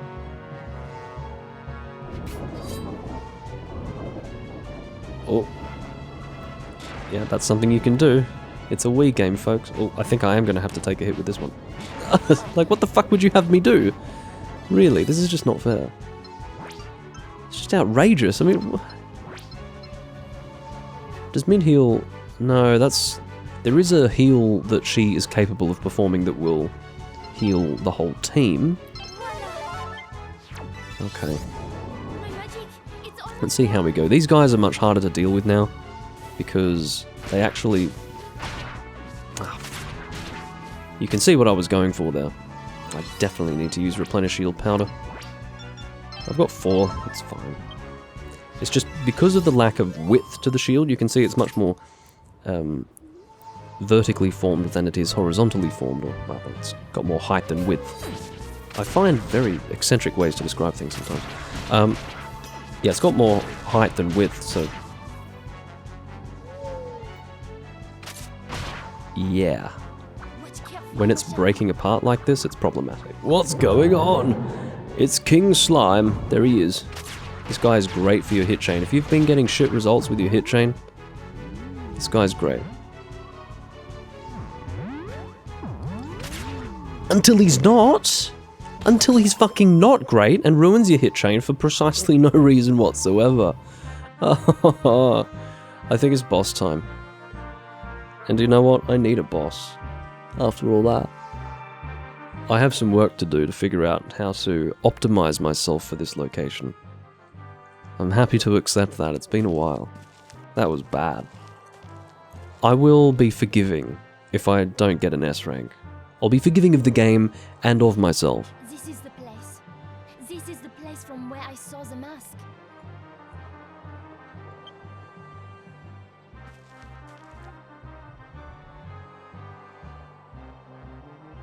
I wish you could hear the game disc right now. It is going ballistic. I am sure I saw it over on that mountain.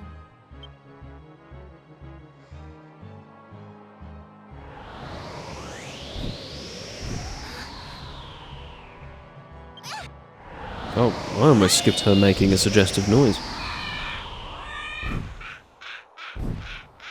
Who are you? Humans? What business have humans here? Just going for a morning stroll. Demise does not give you the right to roam wherever you please. Who is this foul squawker? A remnant of the Deathbringer's demonic army. Ah! Look out, Blade! Here it comes! Here we go.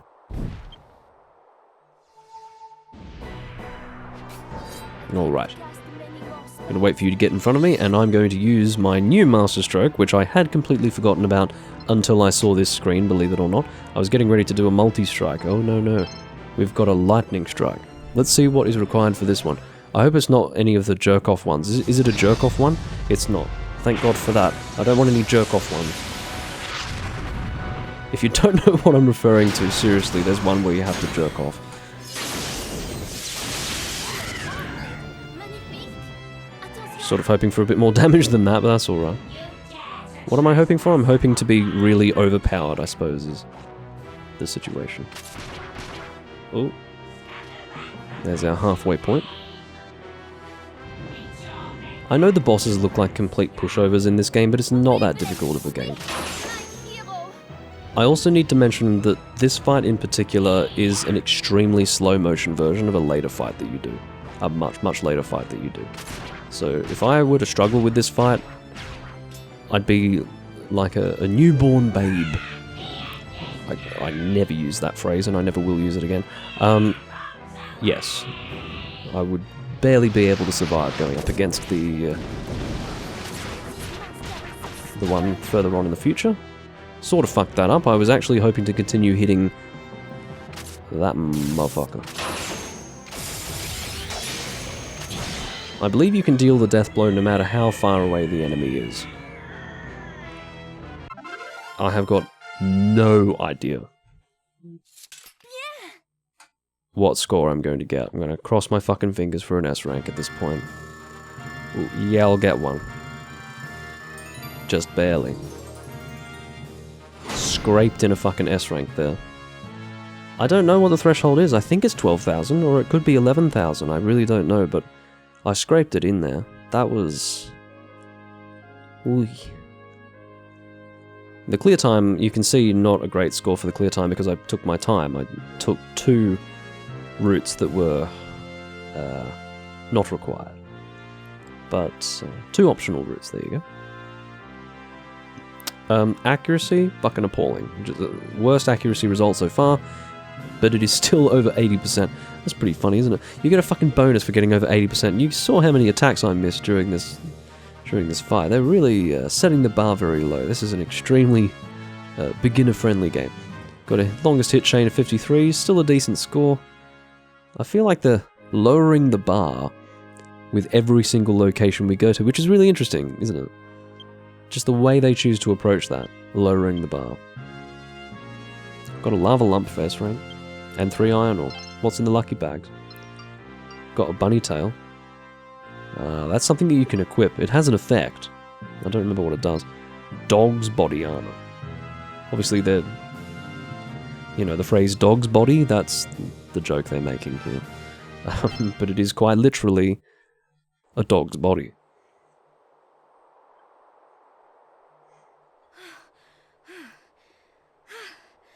That view is incroyable. Quite frankly. Go back to doing what you were just doing, please. Even after the defeat of Zyphos. Merci, Blade. Without you, I could not have faced him. I think I may have skipped what she was saying. My apologies. My game volume is low enough that I can only just hear what she's saying, which is actually what I prefer for recording purposes. Look, you see the mountain? If you look on the side of it, you... Quoi? It is so strange. I was certain you could see it from here before.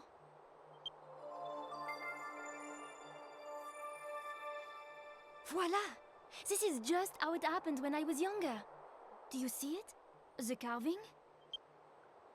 Now I can. Before, I was too young to comprehend the meaning of it. But now I see. It depicts a battle against the Deathbringer.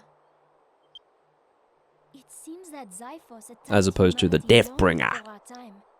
And the people who defeated him then... they When the carved hell was this soul. carved? Supposedly within the... what was the length of time? Basically, it's in the time between our father and whoever else was involved.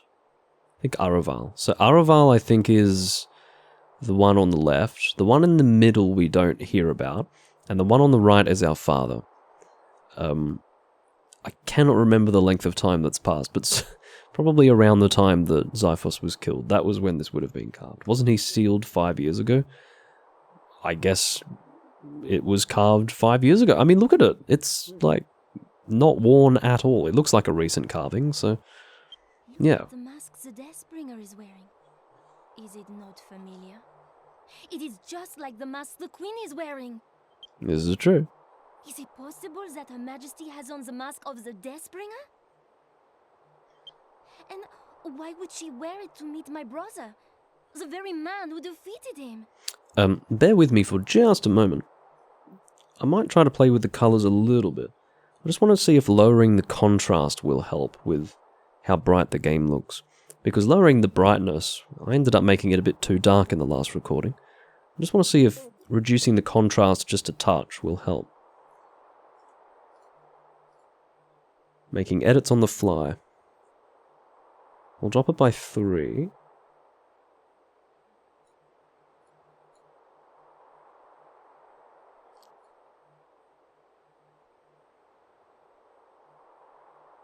So let's do...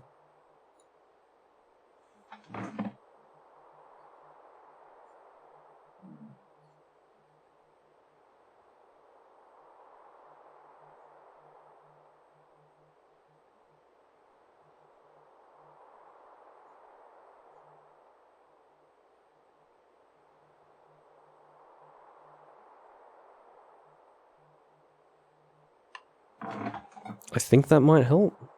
Or is it saturation?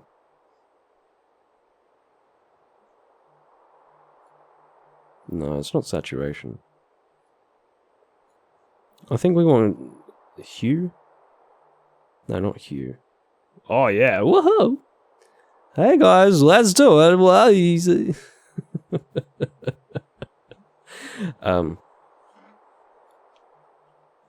Is that an improvement or?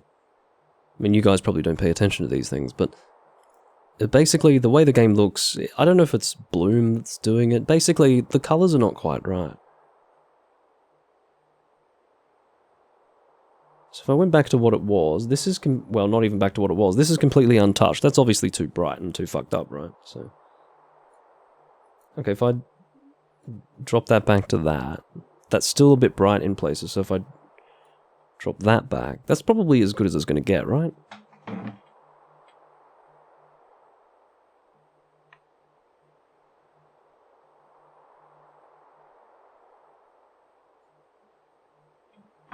I'm going to stick with that. I think that's fine. That just, it gives it a little bit more of a richness of color and takes the edge off the brightness a little bit, I Could think. it be perhaps that it has some kind of power over her?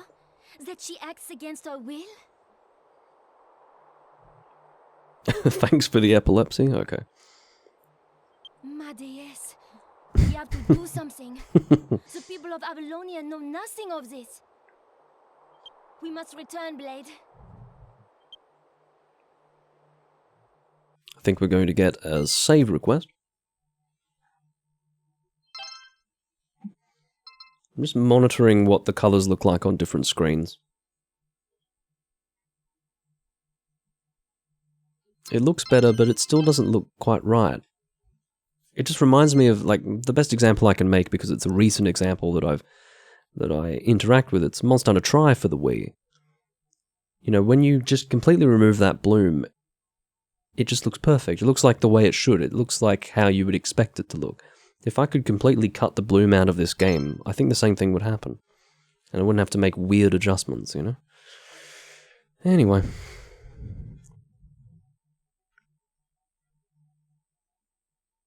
I don't know what it's like to actually emulate motion controls on a PC. We must hurry. It's a good question to ask. About the queen and the mask. The last time I looked into it was more than 15 years ago, I think, so I'm sure it's come a long way since then. Hilariously, though, same emulator. Dolphin's been going for a long time. I will see you there later, Blade. A bientôt. Of course, Dolphin was actually the working title for the Wii U before it was actually... It sounded like I said Wii U before the Wii, before it was actually announced. This kid's got an outfit, check that out. Fleurette seemed to be a bit hot and bothered. Is she okay? No. She just spent some time with me, so... yeah, she's quite hot and bothered now. This is quite pleasant to look at. It's always good to take a moment to just check your surroundings. Oh yeah, barrels. That's right. Get some money. Hold on. Let me steal your money. Never mind. I've never liked that. Nothing useful. Just say there's nothing or something like that. When you say nothing useful, it makes me curious. It makes me want to... Oh, didn't intend to do that. It makes me curious. It makes me want to know what's actually in the barrel. Let's just say that there's nothing. Makes life a little easier. She had to use squelch on me, yeah. Excellent. Excellently done. I wouldn't have picked up on that, but you're 100% right.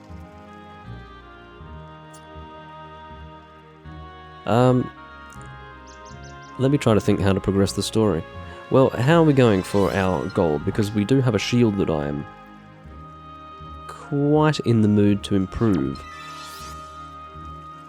If I'm being honest. Our gold is still not great. It's still not enough to get an upgrade to our shield. I just hate the fucking shield that I have right now. It's too thin. Much too thin. What can I sell you? I don't think I want to give you a lava lump. What do I do? You want to take my... you want to take my Yggdrasil leaf? Yeah. Maybe don't. Take my herbal medicines, or medicinal herb. I'm actually really tempted to just sell her my replenish shield powders, but... Oh yeah, my dog's body armor. Hold on. This is quite an intense upgrade. Is this what I got from the Boulder Dasher? Possibly. Let's equip that right now and sell our leather armor. That was one thing I completely forgot to check, and it was this and this. Bunny tail. What the hell does this do? This is the second time I've picked one up. I'm guessing this is what came from Boulder Dasher. I really need to go back to Caliburn Cave and see what I can get from that rock over there. Anyway. Big increase in defense. Check that out. Alright, why did I go all the way? No. I had already gone all the way back, that's right. Let's go back to the sell screen. Nope. We want our equipment, please. Armor. Can't get much out of that, but... yes, a suit of leather armor. Bunny tails increase your luck, usually? Okay. I'm sure there's some explanation of that somewhere, but... oh. What do I sell? Don't really want to sell any of that. Maybe I'll give you one of my replenish shield powders. How about that? I can part with a replenish shield powder. It sort of works. I'm selling replenish shield powder to buy a shield, so... yeah. Stop calling me sunshine, stop calling me dear. Just... okay. I was expecting another description of me. Deary, here we go. Alright, now that I've bought that platinum shield, have your wares changed in any way? No, they have not. There is actually a vendor who largely replaces her in terms of armor that you can purchase, and indeed shields. And he appears just down here. Oh, that's him! I think that's him. No, I don't think that's him. Your peddler friend. What, you mean your twin? I think you both came out of the womb with the same turban on, quite frankly. You are literally the same person. I mean, they could have given him a different coloured coat. Canonically, is this the same person, but on his day off? And then when we go over here, for practicality's sake, like we need to engage him in his services? I just don't get it. Like, you can fucking change the colour. Look, you can reuse assets. I understand. You know, I'm not a game designer, but maybe these things can be hard. But why do you have multiple characters that look literally identical?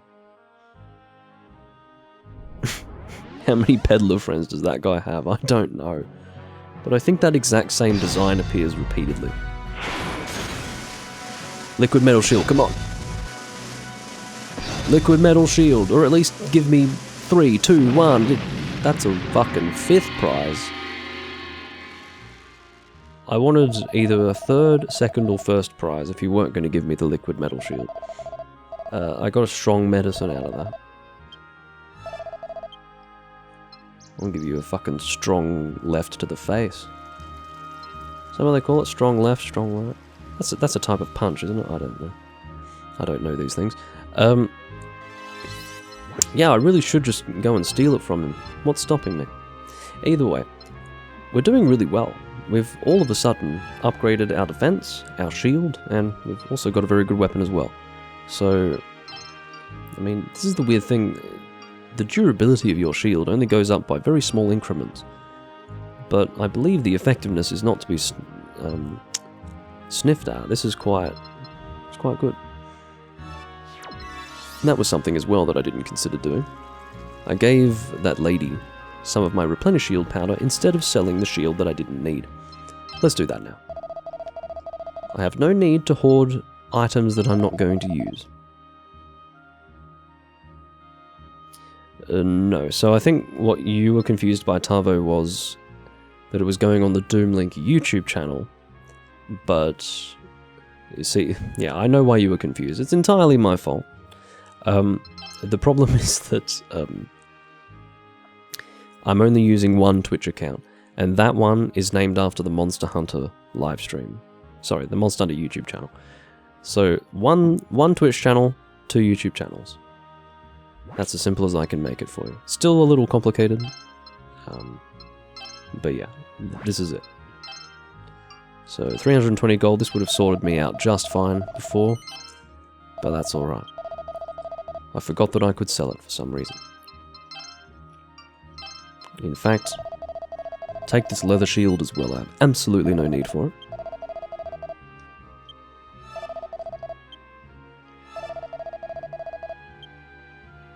It has to be said, you waited very patiently. We're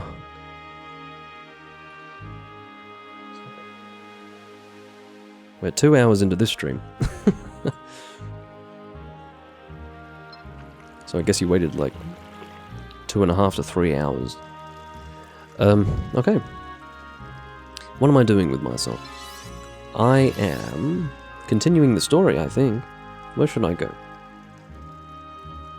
I guess after what we learned, we need to go to the palace and report to the authorities that the Queen is in league with Xiphos the Deathbringer.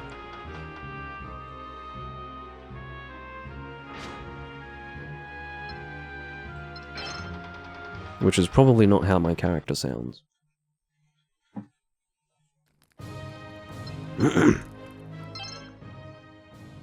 Yeah, Tava, if you ever want to see anything live, this is where you see it, right here. And Minister Misericord are currently being briefed in the throne room by Fleurette, of all people. What in the world is going on? Do you know? No! Well, I've got no idea. Colonel Cutlass, we have an emergency. A fearsome beast has been sighted in the waters to the east. This guy, fucking, he's doing about as... What do they call that? They call that a read. That was a good read. I don't know what it is about that verb. I hate it. You know, used in that way. That was a good read. How about performance? What's wrong with the word performance, folks? Anyway, that was a good performance. Let's now move on from, I don't know, voice actor terminology? Is that what you call it? What? Not more unusual activity? I'd wager something sinister is afoot. Very well. Dispatch troops to the area at once. To battle, fellows! To battle! Okay. I sound very posh, for reasons that have not yet been detailed. No need, Colonel. I'll go.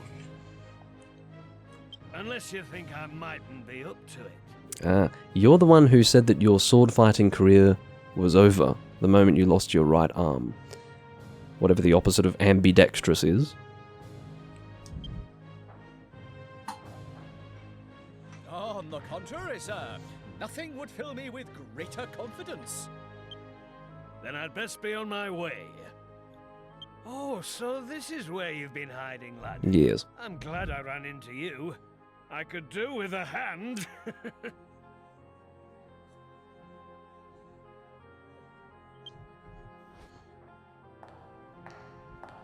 I like how he just told me a joke and then looked at me very seriously. I'm feeling none too steady. This guy just volunteered to, you know, go and fight a monster and he's pissed, you know. But you'll prop me up, eh, lad? Is that why your emotions are just completely off the wall right now?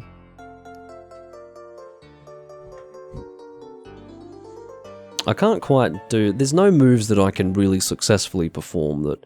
I need some sort of shimmering dance move to cover the... Like, oh, I don't know.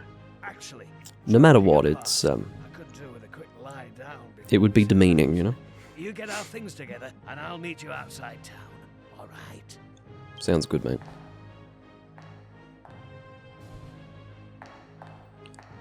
Am I the only one who thinks he's quite metro? I mean, did you see how he was... he's got that that belt going on, quite tight denim pants. I don't know. That's alright. Let us not forget that old clothing styles of the past were actually quite feminine for men, and depending on the period that you're dealing with. You know, in the 1600s, it was perfectly normal for men to wear very effeminate dangly earrings, for instance.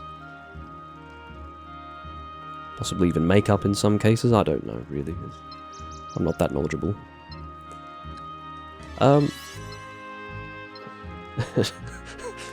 Dad's got it going on, yeah, for sure. Oh, God.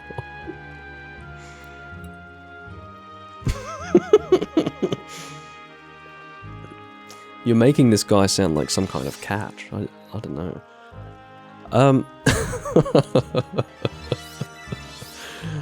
Now, do we need to do anything before we take on this location?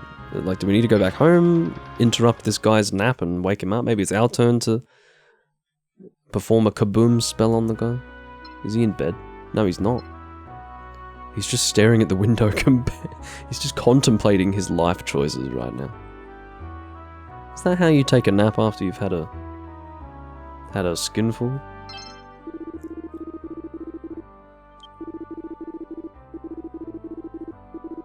Alright, sounds good, mate. What's that? That was a key box. Alright, let's... Is it just me, or is that door quite narrow? Maybe I'm just used to very large doors in this game. So seeing a normal-sized door is putting me off. Yeah, as you've noticed, I haven't actually needed to make any pre-quest preparations up until this point. I've got some medicinal herbs, I've got a strong medicine. As you can see, the amount of HP that it restores is really the main difference. And, yeah, if I did need to prepare a little more, I could expend some of my gold and get some stuff from that guy. I wouldn't get any stuff from this guy, though. I don't know why. I don't trust this guy. The other guy, he's great. This one, he's shifty. I can't trust him. I heard the news. Those two are like You're night and day. to do with that monster, aren't you? Oh yeah. I'd better not hold you up with chit-chat then. A wise decision. We'll do seek our sea cove. I just spoiled it. We'll do Sea Cove and then we'll finish up the video. Jesus. Oh, my head. Maybe running wasn't so clever after all. Still, it's my own fault. You only ran about 20 meters. Apparently, the beast Just to be was real spotted clear. around Seacast Sea Cove. We'll head over that way first, alright, lad? Sounds good. Now, Claymore is quite an offensive caster. He may be almost entirely offensive. But I think he has basic healing abilities, but I would say the most balanced would be Amlas. This is the cove where they say they saw the beast. It all smells a bit fishy to me. And it reeks of monsters too. Let's get in there, lad. Yeah, that's father and son talk. Let's get in there, lad.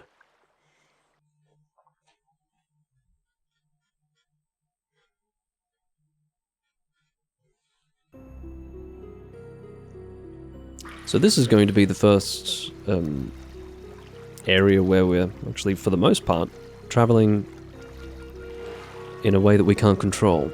Now we will reach land eventually, but for the moment, we're just cruising on a boat. Just cruising along. We can't really control how quickly or how slowly we're moving. Just one thing that I realized. Just making sure that I'm not getting any sunlight interrupting my green screen. Looks like it's not, which is good. And that is because I have a blanket covering it. Watch how the enemy moves, lad. In other words, a blanket covering the sunlight. That turned out quite well. In before you strike. Let's not spoil it, hey? Let's make sure that it stays nice and consistent, he says, as he fucks it up twice. You got a very brief glimpse of my shield there. I will try to showcase that a little better next time. That's alright. I think we've established that as long as I don't completely fuck it up, in other words, just make an absolute... if I balls it up completely, we can expect that I'll get an A rank, but you'd better come back now, yes. It's a lovely looking shield, isn't it? You have to agree. Alright, let's see how we go with our hit chain here. Seacast Sea Cove, if I remember correctly, was the place where I was in the past able to get the best scores most consistently. So my X ranks were definitely more frequent here than anywhere else. I think my maximum here may have been 19,000 points. My maximum overall in the game, I think, is 24,000 points. You ask how that's possible? Well, it's possible in the late game confrontations where you're scored purely based on a boss confrontation rather than your progress through an area. I wouldn't even dream of achieving 24,000 outside of a boss confrontation.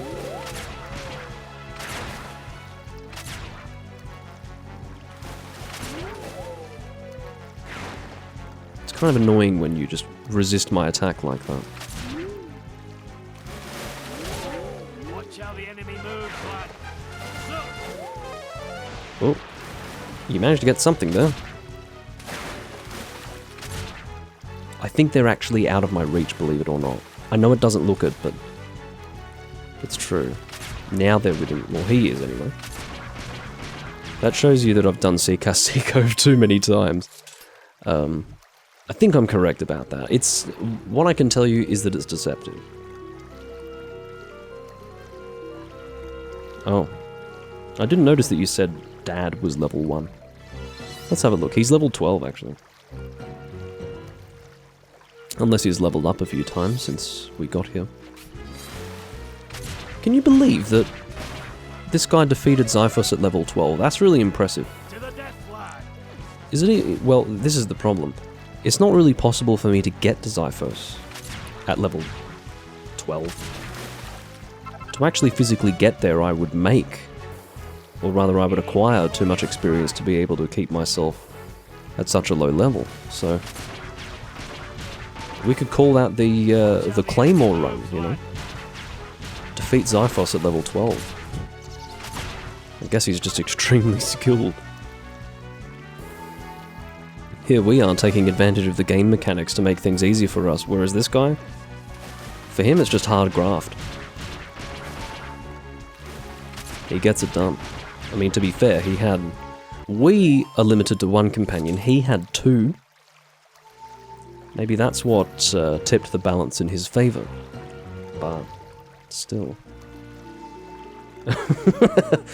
Well, clearly he didn't do a great job since Xiphos is back. I don't know, he's still... Okay, let's... Instead of phrasing it as he defeated Xiphos, maybe we can say he survived Xiphos and repelled him at level 12. That's still... That counts for something. Alright, we're off the boat, which is good. Thunderbolt. I don't know if I'm well placed to make this assumption, but if I historically have been very good with Seeker Seeker from getting like really good scores, can I hope to get a good score at Seeker Seeker even now? Probably. Oh, fuck off! It is as soon as you say it, isn't it? As soon as you mention getting a good score, you accidentally do the wrong slash against an enemy that has to have a specific slash in order to be hit. That's alright. Ooh. But yeah, we can definitely, without much difficulty at all, get 15,000 in Arendite Heights. Probably 16,000. Oh, Boulder Dasher, here we go. I saw a chest in there, so I'm going to acquire said chest.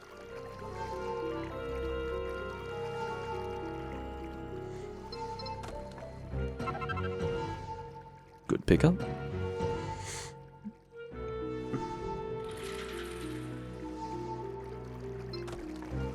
One of them's a mimic, I think. I don't remember which one's which, but let's do the one on the right. Looks like I got it correct. One of them's a mimic. It'd be good to demonstrate it anyway.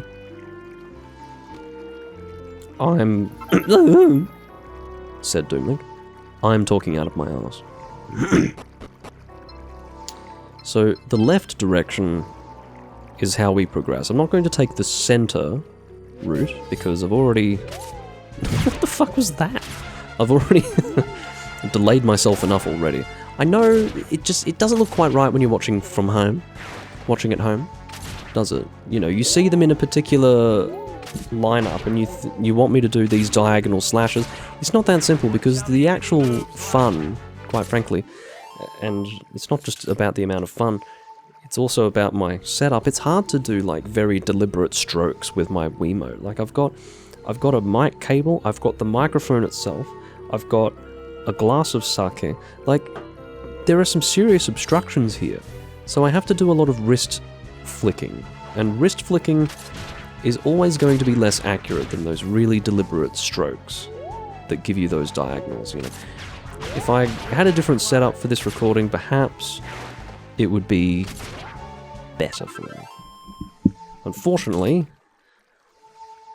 I have now killed all but one of the available enemies, which is really annoying. I only just barely managed to catch the other one. I avoided the mimic there. I avoided the mimic, and the reason why is because I went for the furthest chest first.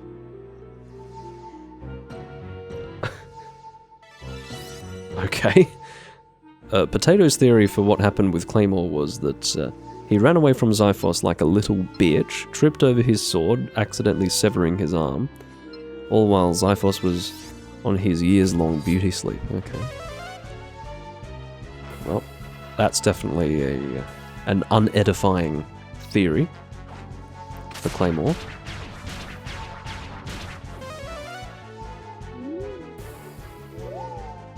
There you go, there's your fucking diagonal. Are you happy, audience? Fucking hell.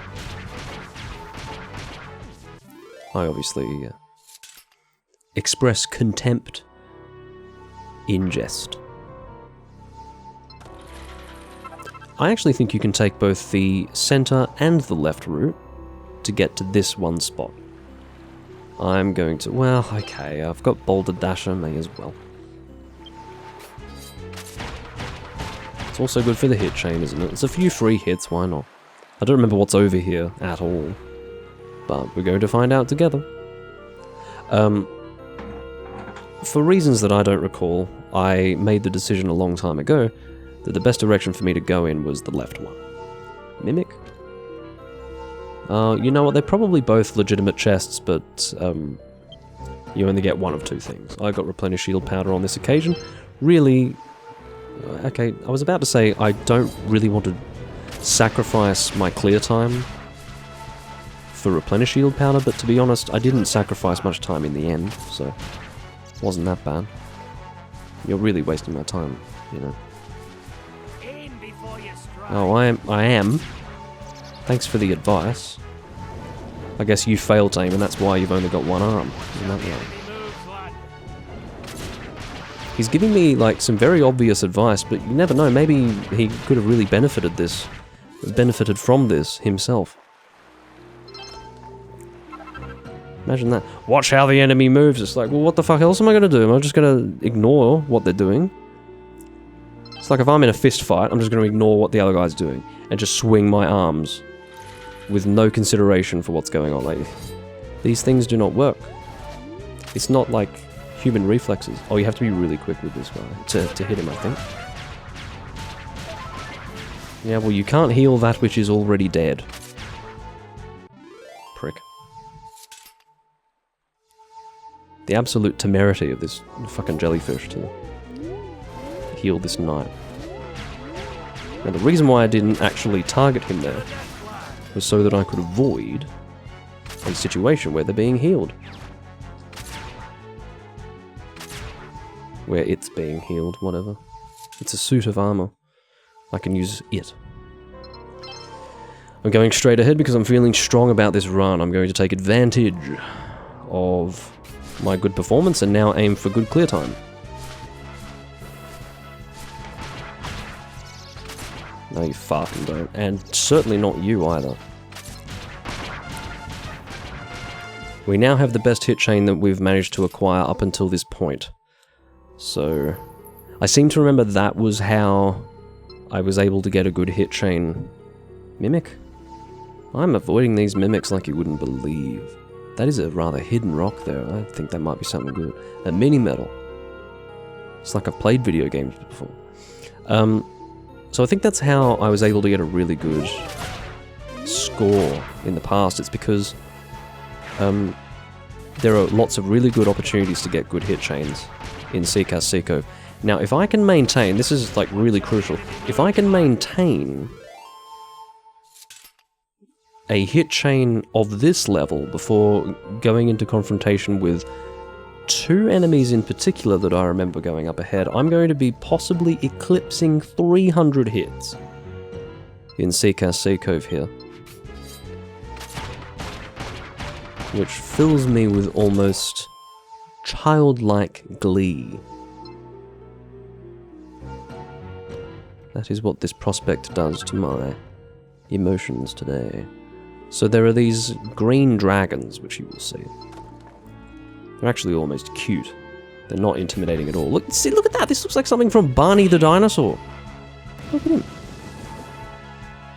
So basically, you can hit these guys like you wouldn't believe. He's a hit chain generator. Look at this shit. Watch how the enemy moves, lad. No, you don't. Okay, I need your zap. Yeah! Don't hit the dragon. I need him. I don't know for certain that he's actually in range, so I'm not going to take the risk. No! No! I should... Oh, talk about being overzealous. That's alright, we got to 140.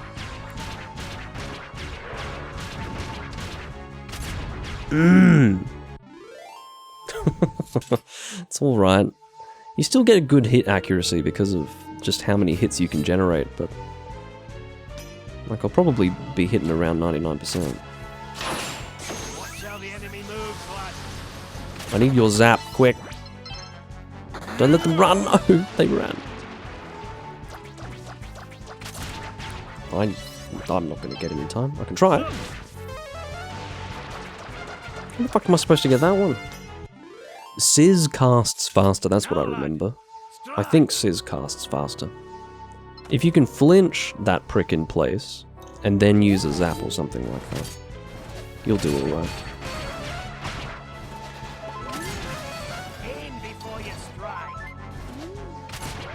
Fortunately, I'm killing these suits of armor fast enough to avoid actually having them healed, which is good news. Alright, you can see just the opportunity for incredible hit chain is here. Just unbelievable. Stellar opportunity. What the fuck happened with the third hit? The first was acceptable for me to have missed it, but the third, I was on target, as I recall. Anyway, I've got no idea what my score is going to be for this one. Dragon Quest VI actually has that dragon as a party member with a speaking role. Well, that explains why it looks so cartoonish and friendly. It looks like it could speak.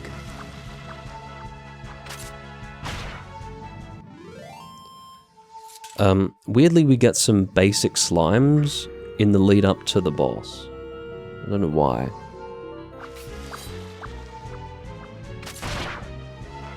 It's weird. It's maybe they ran out of time for that part of the game. Alright. Let's use a replenish shield powder. And I don't know if this guy... Okay, he can kabuff. The word buff is sort of the key word there. But we can heal ourselves, why not?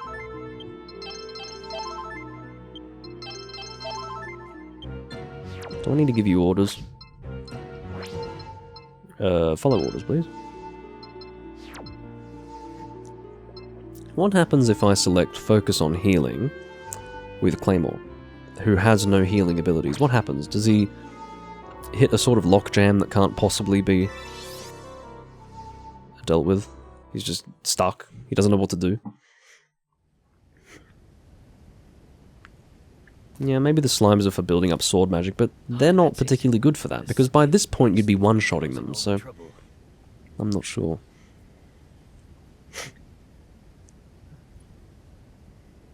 Party members might be able to use medicinal herbs, but I don't think so. Is it just me? Or does it seem a bit human?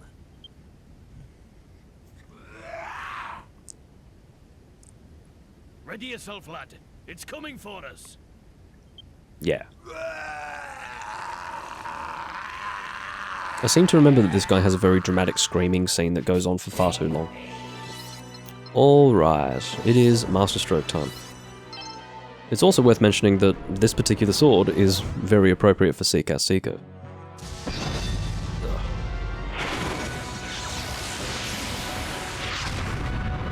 Full power, that's what we want, and then we do a lightning strike. 125 damage. This guy, believe it or not, you probably aren't surprised, he's also very good for your hit chain. Strike after you block, lad. That's the best time. Did this guy just say strike after you block? Watch how the enemy moves, lad. He's coming out with absolute humdingers like, watch how the enemy moves. If you get hit by these, you will be poisoned.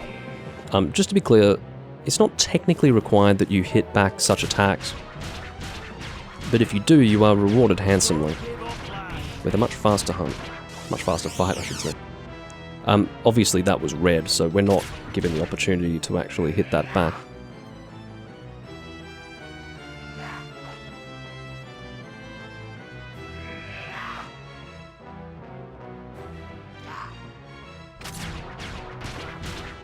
Oh, fucking hell. And a completely unintentional thrust ruining.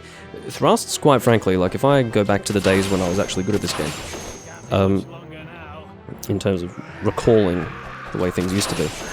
Oh, come on. I can't do the death blow if you're over there. Whatever, mate. you're completely ruining my score by fucking me around like this. You're already dead. Anyway, it was random thrusts that used to fuck me over. They were the worst. No, just fucking aim it on him. Oh, Jesus. Talk about shitting on my score at the very end. Stuff, lad. Anyway. What have we got? It's going to be my best score so far. Oh, only by a small margin. Do you know what? It may not even be better than my Galentine Glade score. That was the good one, wasn't it? Yeah. Well, I soiled myself on a few counts here. But, yeah. Oh well, could have been worse.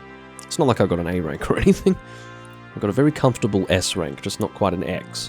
I don't know what the threshold for X is. It might be 18,000 or 19,000. Don't remember now.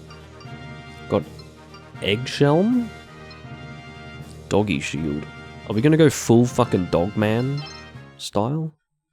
Can we do that? I can't imagine the Doggy Shield is going to be better than the Platinum Shield, but I could always be wrong. I don't even remember what the Doggy Shield looks like. Might be worth using, just to I'll finish it off. get a bit of variety. Step back, lad. Yeah, right. See thee, beast. Shame you had to learn your lesson the hard way, eh?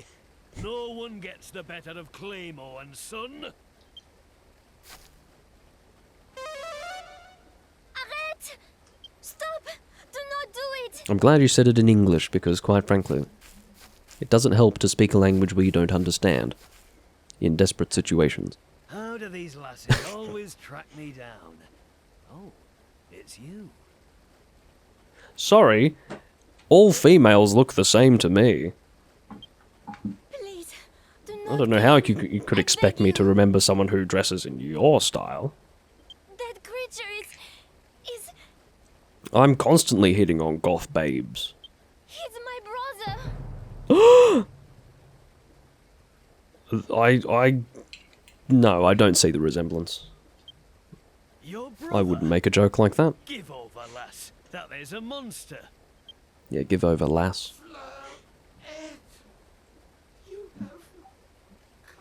The fish monster has a French accent! Aroval, why? This body No. is worse. Fishmen with French accents. I left you. But Aroval, Do not approach me. I cannot control my body. Zyphos has Here we go. We're gonna get like a really long screaming scene that goes on for an awkward amount of time.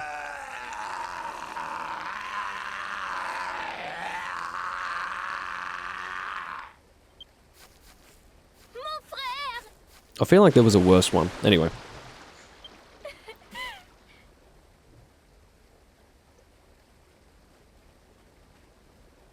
There's the necklace. What the X happened to Araval? Yeah, believe it or not, it was 5 years ago, if you can believe that, when I was last playing it.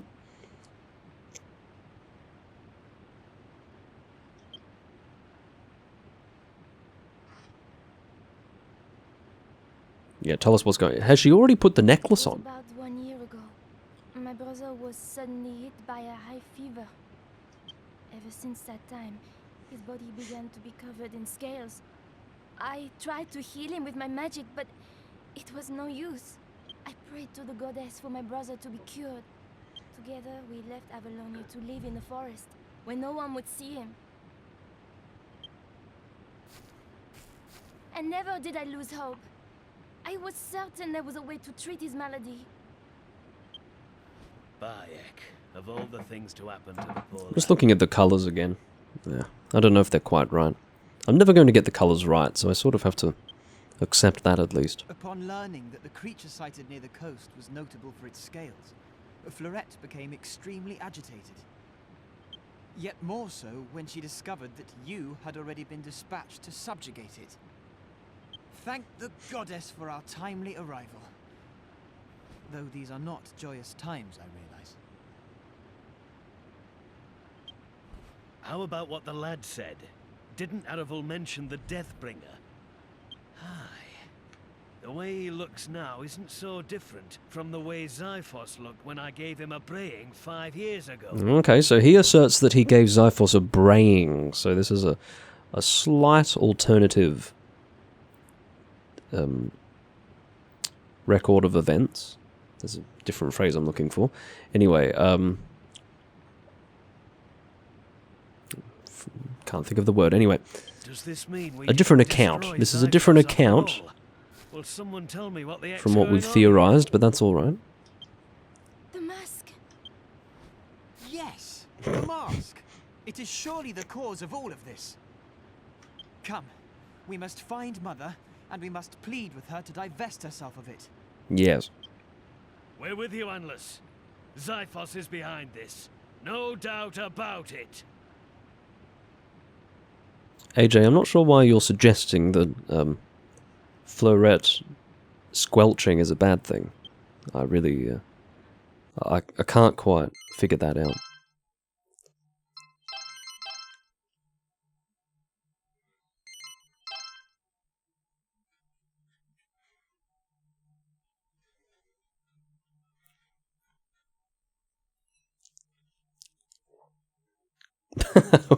Yes, that is the golden question, isn't it?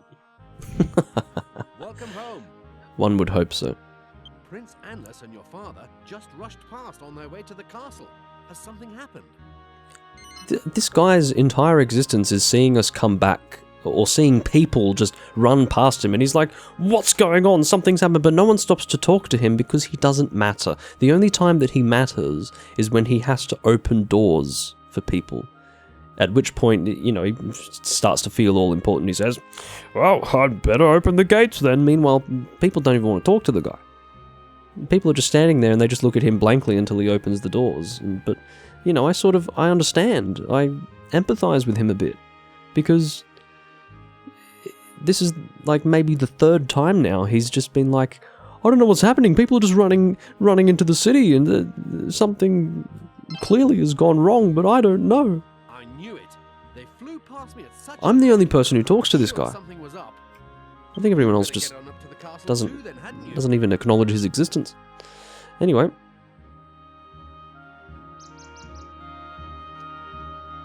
Here he is. This is... so not the other guy. This is the one. The alternative vendor. He's wearing a fez, so he's definitely a traveller. Alright, so we've got a puppy paw. A woofing wonder weapon. I don't know what ability it possesses, or why. I guess if you want the full dog-themed set, you may want to purchase it. So again, we have the doggy shield. I just want to remind you all of this. Let's have a look at the durability of the doggy shield. So we've got dog's body. We've got doggy shield. Barks like a dog when you block with it. Why? What purpose does this serve? I have to equip it and go to Caliburn Cave. Eggshell. Where's my dog head? There must be a dog head somewhere. But yeah, I want to go to Caliburn Cave, and the reason why is because I still haven't used Boulder Dasher in that location. There is still somewhere that we haven't yet gone. So I think we should acquire whatever it is. It's probably the dog head. Isn't it? If you think about it. A woofing wonder weapon. Do I waste my money on this shit? Are we going full fucking dog theme? It's tempting, isn't it? Shit, it's so tempting. To go full dog. Alright, what do we do?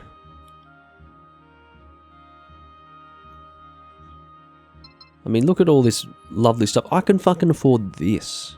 Look how cool. Oh, it's actually less defense than my dog armor. That's it. I'm going full dog. That's it. You can't stop me now. That was the little push that I needed. I'm equipping it right away. I got a tombola ticket from the bottom of this guy's heart. Who's the one handing out these tombola tickets anyway? How about we sell our old sword? We don't need that anymore, right?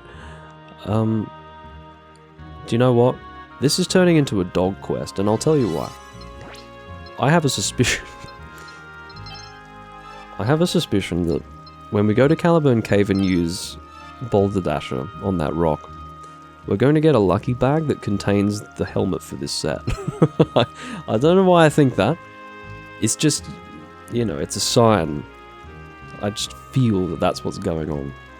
So, basically when we swing our sword, it's going to bark like a dog. And when we shield, that's also going to bark like a dog. The question is, when we take damage, do we bark like a dog? I haven't actually been listening. Can anyone confirm this? Things are gonna get rough. Okay. Take it easy now. Oh, I basically did a cheers, a clanging of glass.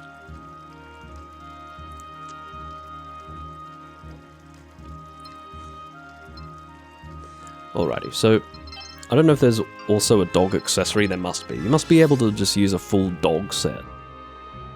I feel like I have wasted my money a little bit, I'm not gonna lie. I'm also a little bit concerned that I'm probably not allowed to leave right now. Yeah, I thought so. Shouldn't you be getting to the castle? Fuck off. I've got dog-related requirements to fulfill. Dog-based objectives. Alright, they're calling it the castle, not the palace, so I had best get my terminology correct. Yeah, what else barks? When you say bark like a dog, yeah, I get why you would wonder about the phrase. Let's think about it, shall we? Bark like a dog. What else barks?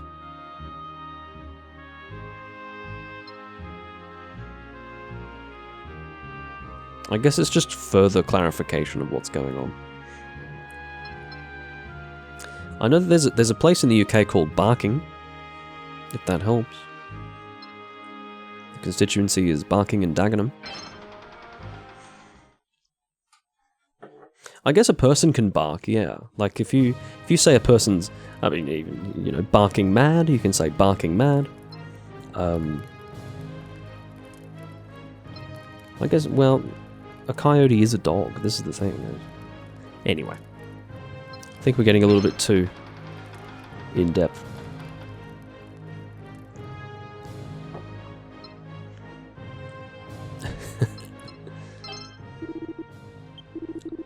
The minister says Queen Cortana was here 1 minute and gone the next. We'll have to see if any more clues. Oh, she's gone. No, the throne is empty. Mama was present here in the throne room until very recently. Of that I'm certain. I'm not really trying to do his voice. I'm doing my own take on how he would sound, okay? So, anyway. Just thought I'd clarify these things. Aha! Welcome back. Welcome back. We're going to be here for a long time listening to this guy's talk. You've heard the news as it's on everyone's lips. Yes. Majesty, Queen Cortana has gone missing. No, that is most perplexing. Or, yeah, I know that you liked this guy. Ventured into the Tower of Mirrors. It's just so funny to have someone who tuned in for the live stream series from 5 years ago, coming back, not having seen the game since, and going, oh yeah, this guy. He is memorable, that's for sure. Into the tower? But Mother always forbade me from going anywhere near it. Indeed she did, Your Highness, as did I. For it is said the tower has sealed within it many monsters. May I ask something? Why do you have such a tower? When was it constructed? Well, the tower was in fact, contrary to popular belief, in layman's terms... Well, he's old, isn't he? That's why. Maybe he's from, you know, a completely different generation. Maybe everyone who is a septuagenarian or an octogenarian will speak in this way. It is just the way things were done in those days. Only the royal family is privy to such information. He looks like a dog's breakfast. Well, I don't think that's true. I think he's very well dressed. What? His, But I know nothing about it. Am I... how would I describe am I it? adopted? Or worse, illegitimate? His sartorial style is, rather regal and aristocratic. Analyst is screaming about being adopted. Just an update. Give over, lad.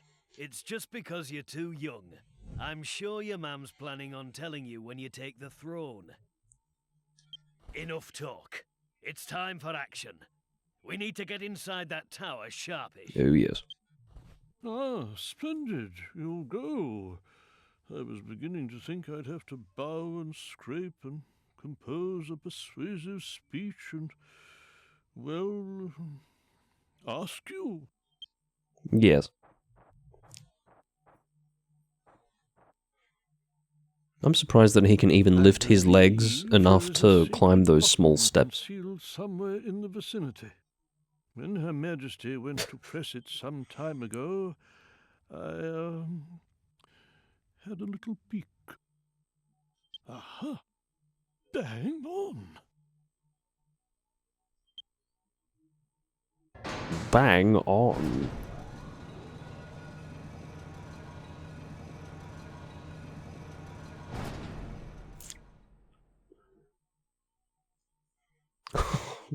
That's quite an image you've put in my head. Entreat you to assist Her Majesty as soon as you are ready. If he takes off that I'm hat, here to let you into the tower. his head is actually that shape. Great. We've been entreated, ladies and gentlemen. I would rather not, if you wouldn't mind. Like I said, I have dog-related objectives that do not appertain to Her Majesty's whereabouts. So, I'm going to take myself to the other gate, and hopefully that guy's going to let me out. If he tells me that I need to go to the palace, I'm going to smack him upside the head and open the gates myself. Okay? Yes. I am. Oh no, I'm just fleeing the scene. Shit's getting really dangerous. I've had enough. That's why I'm dressed as a dog. It's a disguise. Alright, so Seeker Seeko. I'm just seeing what the... that was very articulate. I'm just seeing what the rewards are. Okay. Let's go to Caliburn Cave. I'm not really looking to... Okay. Oh yes, you also have the option of fighting alone. I should clarify that. Yes. It's a bit weird, isn't it? So, choose... well, okay, they do specify go it alone, but it feels like, who am I going to go with? Unless... Florette, my dad, or myself. It's a bit odd. I'm gonna go with myself.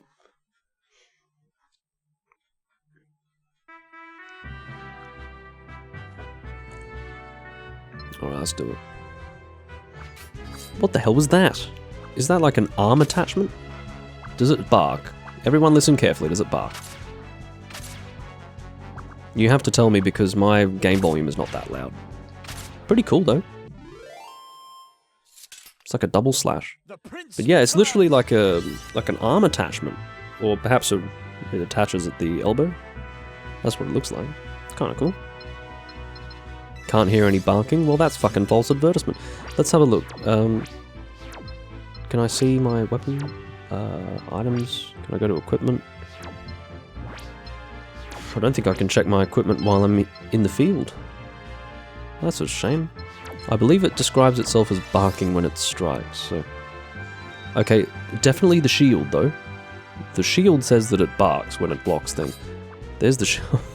Okay. Whoa! Did that bark, ladies and gentlemen? Did the thrust bark? You saw, that was like a chomping.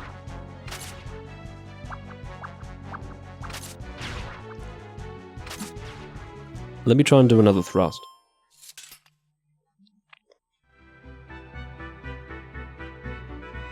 Hold on. Next confrontation, I'll do a thrust. Alright, here we go. Listen for the bark. I don't think that barked at all. What the fuck? He just jumped over my... Well, I can't hear it. Admittedly, my audio is very low. Now, apparently when you block with the shield, it's supposed to bark. What's going on? I got a lucky bag. Is the dog head? I just want to complete the set, okay?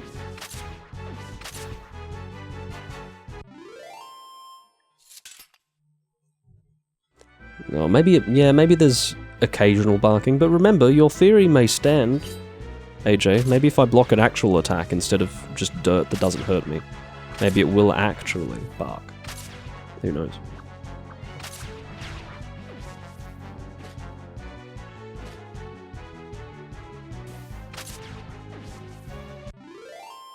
As for my performance, not that great.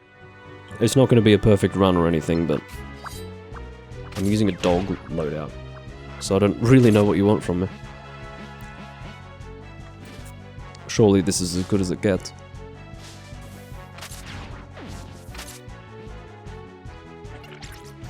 Okay, that was an actual attack and I don't think it barked, so... Maybe it would be kind of annoying if it actually barked. Oh, yes, good on you, mate. It's a little bit disappointing though, because that was the main reason why I decided to equip this loadout. I thought there was going to be some dog barking going on.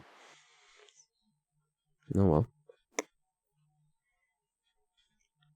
Maybe they're trying to suggest that you would be barking mad if you decided to use this loadout. I'm not sure. Yeah, I think we're really stretching it now. Latest theory is that we need all of the items to hear some barking. I don't know. You think... I really do hope we're going to get this dog helmet.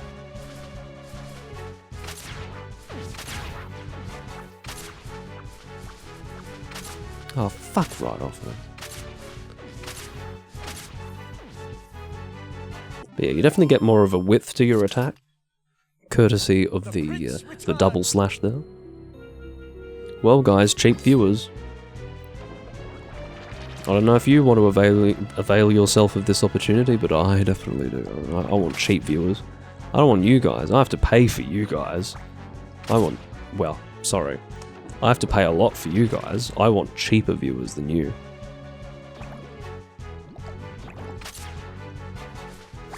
I want a thrust. There you go. I just ate him. I chomped on him. Probably not advisable because he's poison slime, so maybe don't. Ooh.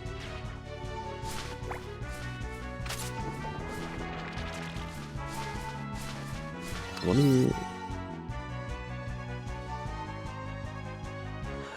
you... yes, it can be done. It's just that your accuracy is quite limited by how you do your slash.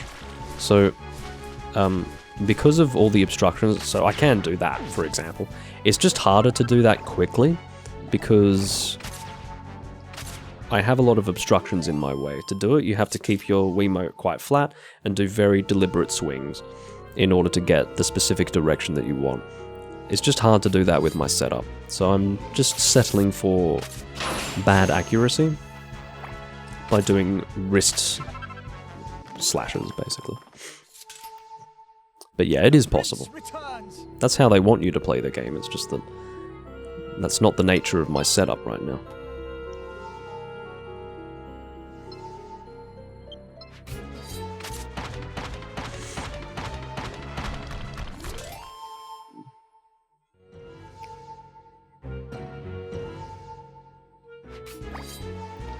Alright. I have to say, the idea of having a full dog loadout is actually less compelling than it was before. Because I'm not hearing any barking, which, you know, spoils the fun a little bit. It has to be said.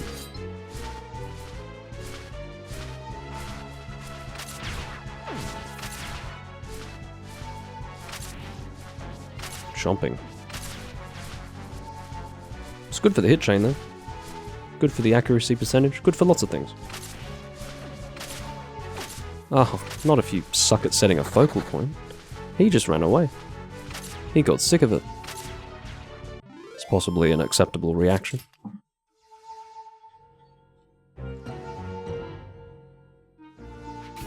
Yeah, I'll finish things up once I have cleared Caliburn Cave. Stop jumping around, you prick. This is going to be a terrible score. I'm happy to say that.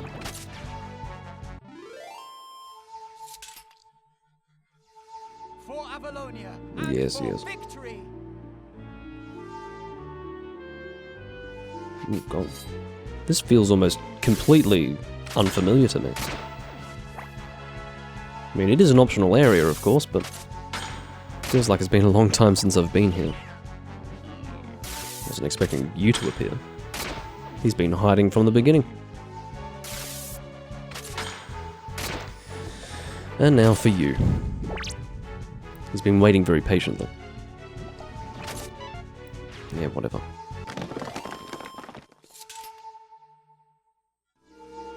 Oh, okay, apparently you get an end-of-level bonus with this equipment. That's interesting. So I guess if you're going for the best possible scores, maybe this would be required. Maybe not required, but it would make it easier. What do we got? A lucky bag? Yeah. It better have the fucking head in it. Sounds a bit gory, doesn't it? Bit gruesome. A bag with a dog's head in it. Hmm.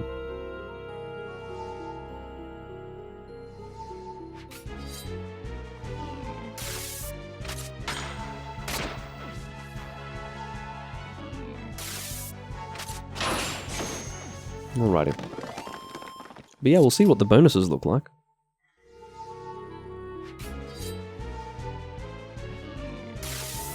If they're any good, it might be quite worth it. You know, despite my awful performance, maybe these bonuses will actually counterbalance said poor performance. Ah, really? Not if I keep doing that shit.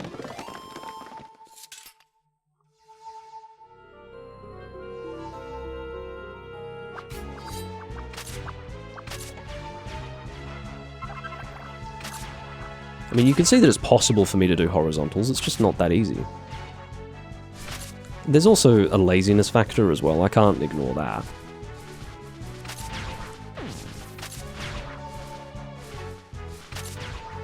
Yeah, I'm doing it alright when I really try. What pisses me off is when I really try and still don't get it. I think that's what discourages me from trying harder. Because it feels pointless. It feels like no matter... Like, if I'm going to try, I want to have 100% accuracy, but if there's a sort of chance of inaccuracy no matter what, I just want to do the flicking of the wrist. It's easier.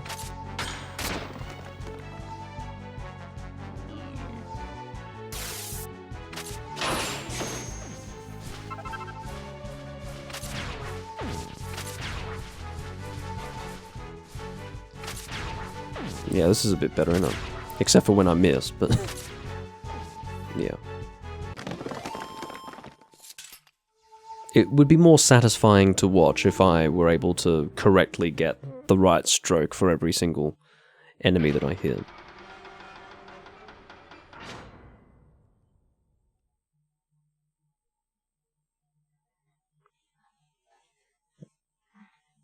Well met, Seeker of Worth. The reason why you can be off with horizontal slashes is because diagonal slashes are an option. If it were only vertical and only horizontal, it would be about 1 billion times easier to get the right one. But because of diagonal slashes, horizontals are harder to get off. Especially if you're, you know, swinging quickly. Indeed. Very well. Battle without quarter. You know what I'd like? A dog-related Master Stroke. I bet I don't have one. I probably would have... Yeah, I mean, what a load of crap. Oh wow, they've actually upgraded the fight by giving him some healing... whatever they're called. Healing jellyfish. I would have liked a dog Master Stroke.